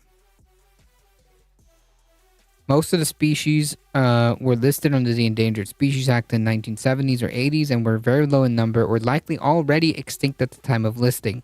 In the years since, rigorous reviews of the best available science have been conducted to determine whether the animals are extinct. Federal protection came in too late to reverse the species decline, and its wake-up call on the importance of conservation on conserving imperiled species before it's too late, said Service Director Martha Williams. Scientists in 2019 warned that worldwide 1 million species of plants and animals were at risk of extinction. There are more than 1,300 species listed as either endangered or threatened in the United States under the Endangered Species Act, the 21 species being removed, including 1 mammal, 10 types of birds, and 2 species of fish, and 8 types of mussels. 8 of the 21 species were found in Hawaii. The 21 species extinctions highlights the importance of the ESA and efforts to conserve species before decline becomes irreversible, the government agency wrote in its announcement. The circumstances of each also underscore how human activity can drive species decline and extinction by contributing to habitat loss, overuse, and introduction of invasive species and diseases.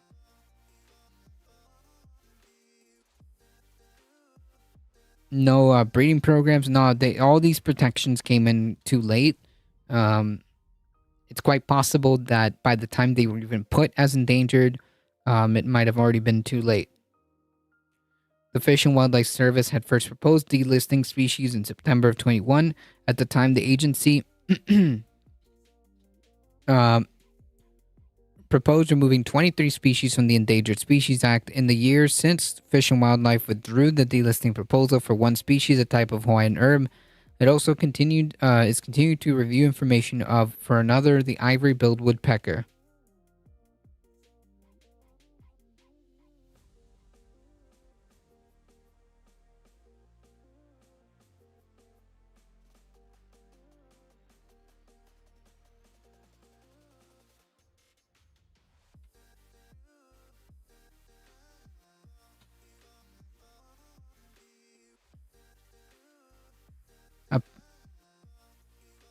This is a blow to the ecosystem. PM due. All right. Nope, that's not it. Here we are. Stop. What are these ads?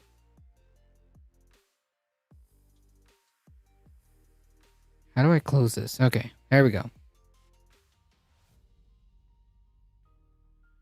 These days, most news about Earth's biodiversity is a real bummer. For example, 2022, published by the World Wide Fund, found that animal populations on the globe have decreased by a catastrophic 69% between 1970 and 2018, primarily due to human-caused factors. Well, now we have 20 new species that were discovered this year. This one's pretty cute.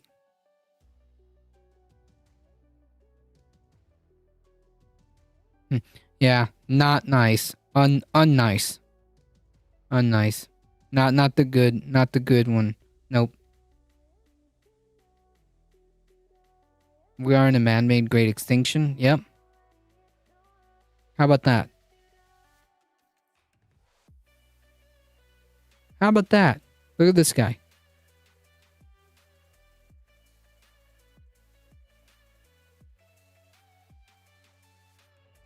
That's a beautiful orchid.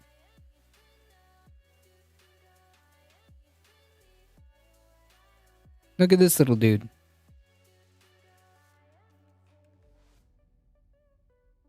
Sauron butterfly.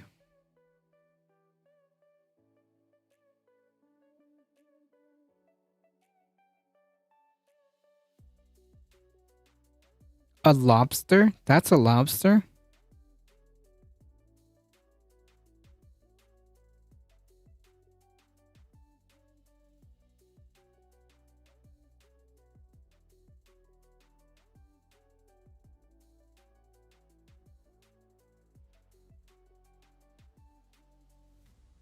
That's pretty cool.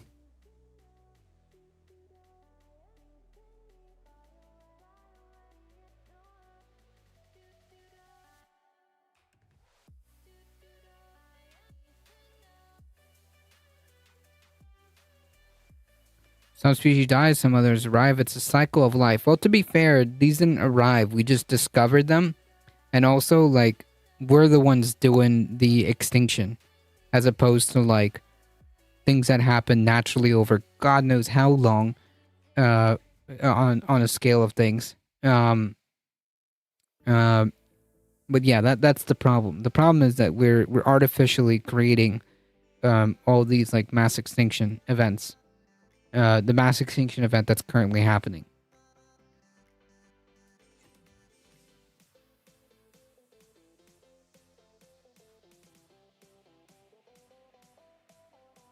That's cool. A demon shark, demon cat shark. Carnivorous butterwort plant.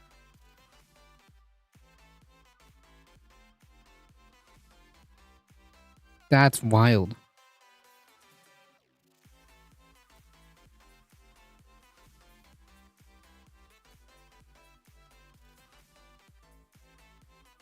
A dragon lizard was discovered in Laos on these mountains. Wasn't there like lizards that are like basically gliders? Is that the one that you're talking about? They're basically gliders.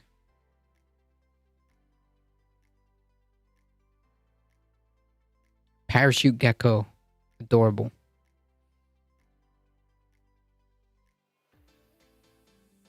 That's pretty cool.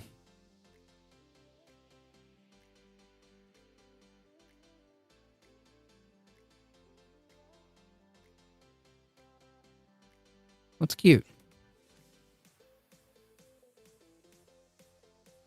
It's new like this week. Interesting. A semi-slug. What's a semi-slug?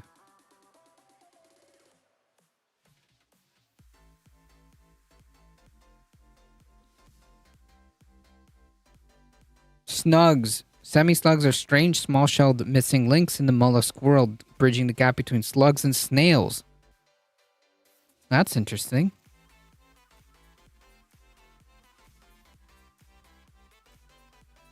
The big extinction 250 million years ago reduced life by 90% and took 10 million to recover. Yep. Oh, hello, cat.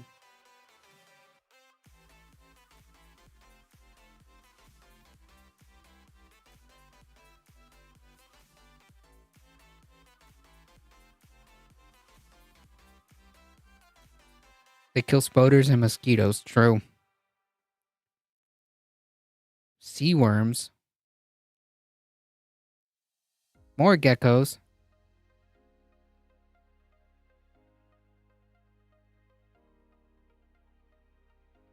I think we reached the end of that. Spiders are friends, though. That's also true. Spiders eat bugs and whatnot.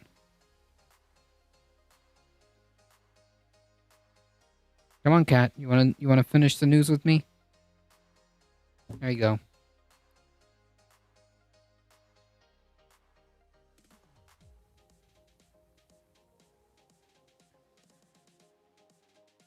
We have a cat. I've seen a big spider in China eat a little gecko.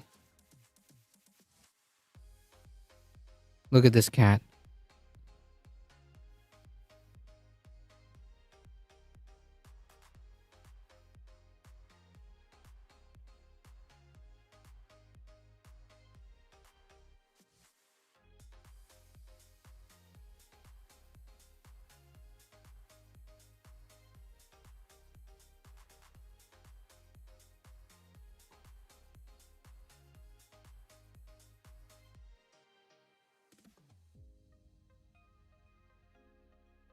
Okay, I guess she'll finish the segment here with me.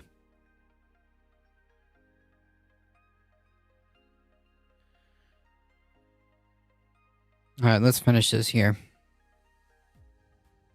While some species are removed from the Endangered Species Act because they're considered extinct, others are delisted because their populations have rebounded. According to the agency, more than 100 species of plants and animals have been delisted based on recovery or reclassified from endangered to threatened based on improved conservation status. The ultimate goal is to recover these species so they no longer need the Act's protection. Birdie! Yes, she is.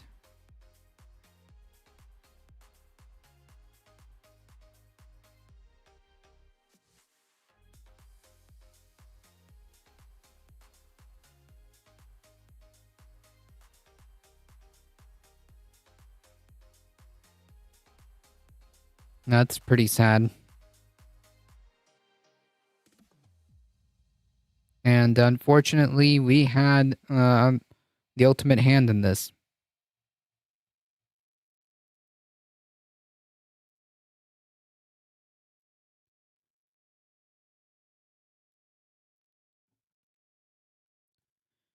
All right, folks. So this is the last story that I have time for. Excuse you. Okay. The last story that I have time for. Quote, "We don't wear that in this country," said a person who punched a Sikh teen who is now being suspected of a hate crime because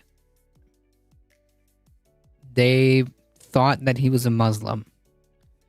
A 19-year-old Sikh on a New York City bus was attacked in a suspected hate crime by an assailant who tried to remove his turban while saying, "We don't wear that in this country." The New York Police Department said the incident unfolded Sunday morning across the MTA shuttle bus in the 8810 in the area of 18th Street and Liberty Avenue in the borough of Queens. The suspect, wearing a bright yellow jacket, approached the teen passenger and said, "We don't wear that in this country," and take that mask off before punching him in the back of the head and face multiple times. The assault left the victim with minor laceration and pain. Another 100 are safer than before. True.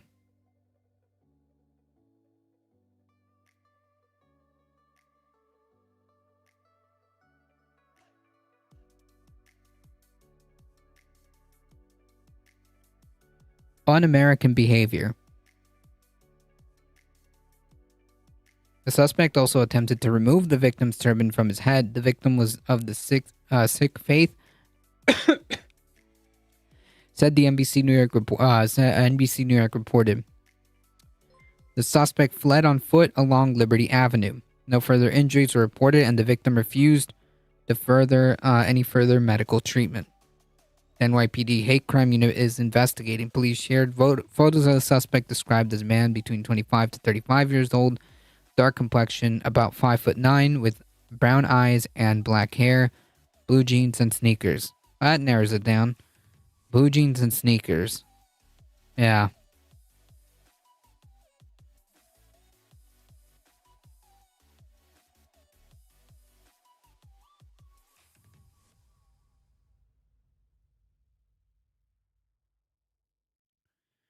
The Sikh Coalition, a national Sikh faith organization based in New York, said it is in contact with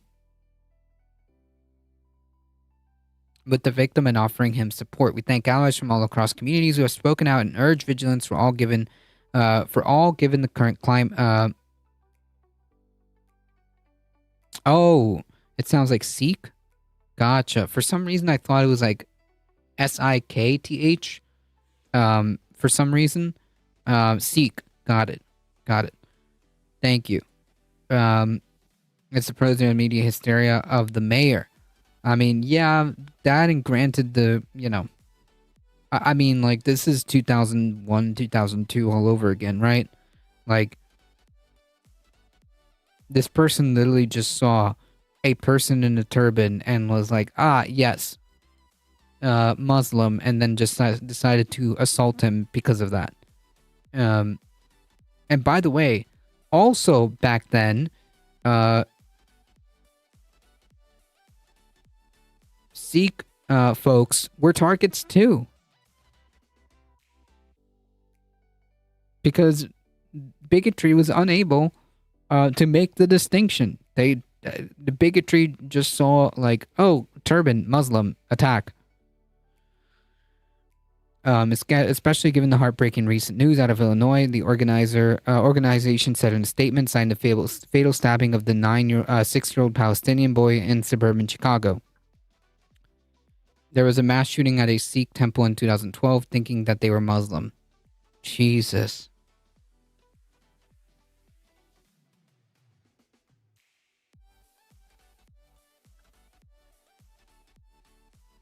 Jesus. As we stand alongside our allies from all communities, we continue to insist that no one should have to fear for their personal safety while simply existing in public. True. said the Sikh coalition. NYPD Deputy Commissioner Mark Stewart said that the department has seen some recent hate crimes in the city fueled by this Israel-Hamas war and tensions in the Middle East. We don't tolerate it, said Stewart, and we don't condone it. That's super sad.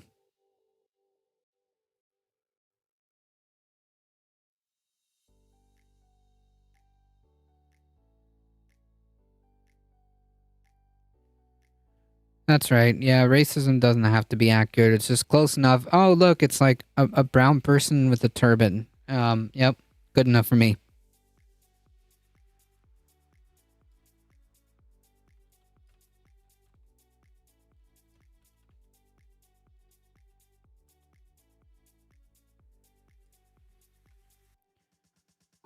I think it's fueled by rhetoric of Mayor Adams, who in this weird twisted way brought hysteria to the city. I mean...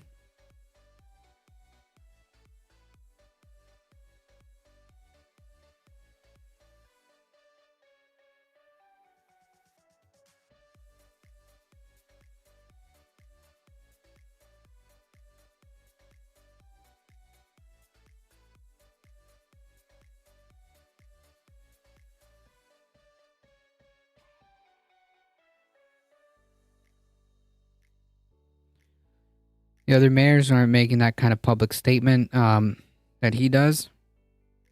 That's true.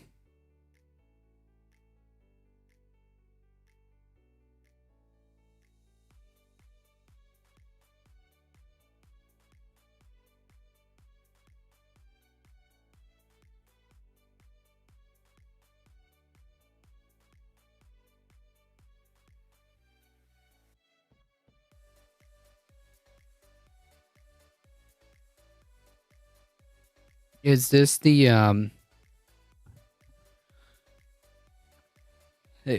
incident you were talking about, the simulacra?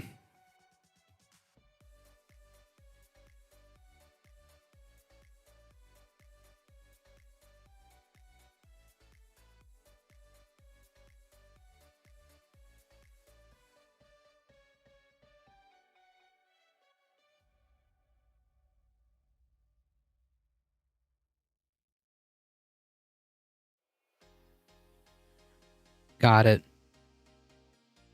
That's how 6-year-olds get stabbed to death. Yep. For simply existing.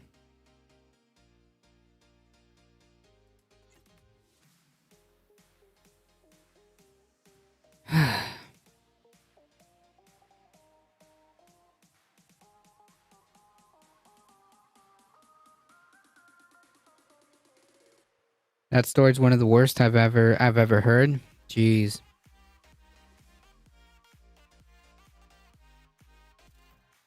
But yeah, this was done by a white supremacist. The FBI said there was no reason to think anyone else was involved in this attack. Possibly. Okay, so ties with white supremacist groups and other racial motivations. I.e., they thought they were.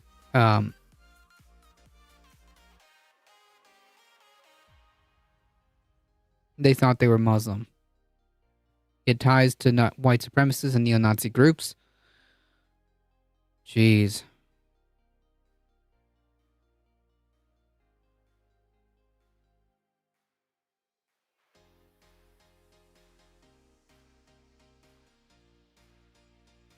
That kid ran for him to a hug and got stabbed 26 times. Yep. And the mother got stabbed several times as well. It was the frickin' landlord. I mean, we went over that story yesterday, I think, or yeah, today's Tuesday, so it was yesterday. Freaking horrifying! 26 times the kid's dead, and stabbed the mother several times. Quite the amount of times. I can't remember the exact amount.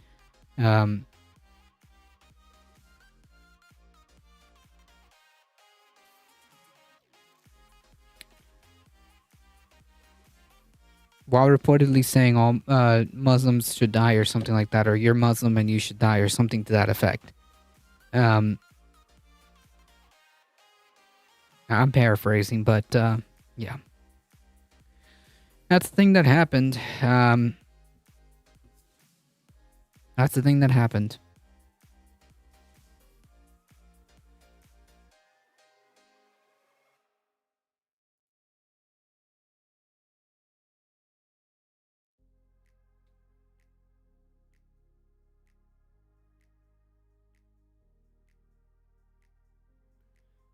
I'm sure she was trying to fight him.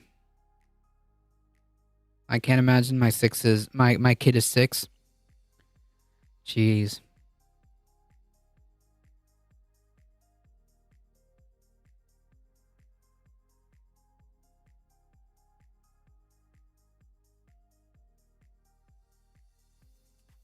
I can't help but think, I can't help but think that things like that are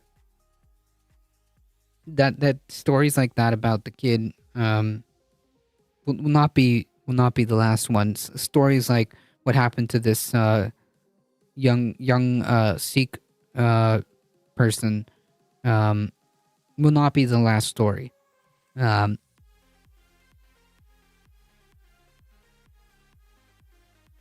And it's pretty messed up. Hug your loved ones, y'all. Yep.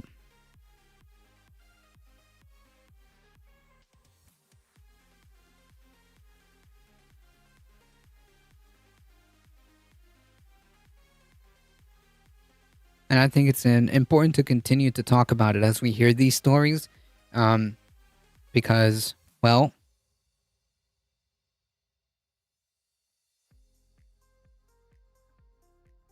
I may not have been old enough in 2001, but I am now.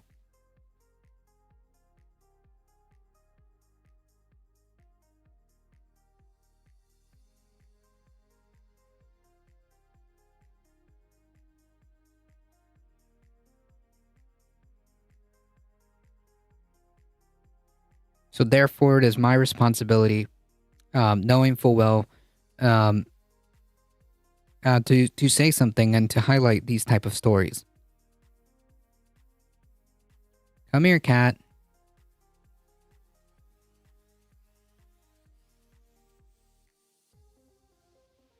Come here, cat.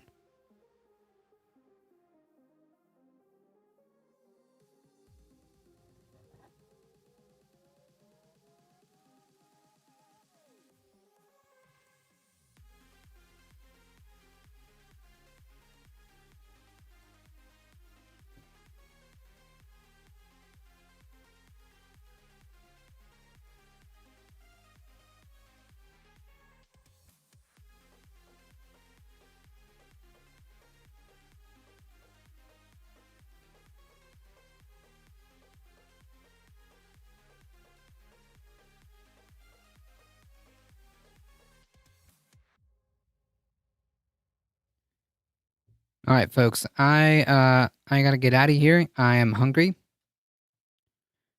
Folks, if you enjoy the content, don't forget to hit the follow button. It really does help us out. Spread the word far and wide. And back in 2001, we had at least had a conservative leader who did speak up to quell the fervor of extremists. Now the conservative leader just eggs extremists on and encourages them. Yikes. Yeah, so if you enjoy the content, make sure you hit the follow button. Spread the word. We're here Monday through Thursday. Tomorrow, I don't know if there will be a stream. Probably not, because I do have to take care of some stuff. But in any case, I will make an announcement on the Discord. And of course, if you can't support the channel monetarily, hit the subscribe button on the YouTube, as 246 of you have already done. I appreciate that. You guys are what makes this channel grow. Thank you, Heat. Thank you, Michael Hassler. Thank you to all the new follows and subscriptions and biddies. I appreciate that. Thank you guys so much. As always, folks, please stay safe. Please take care of each other. I love you all, and I hope to see you guys in the next one. Possibly, maybe tomorrow. If not, then the next one. See ya. Meow, meow, purr, purr, indeed. Hang tight, everybody.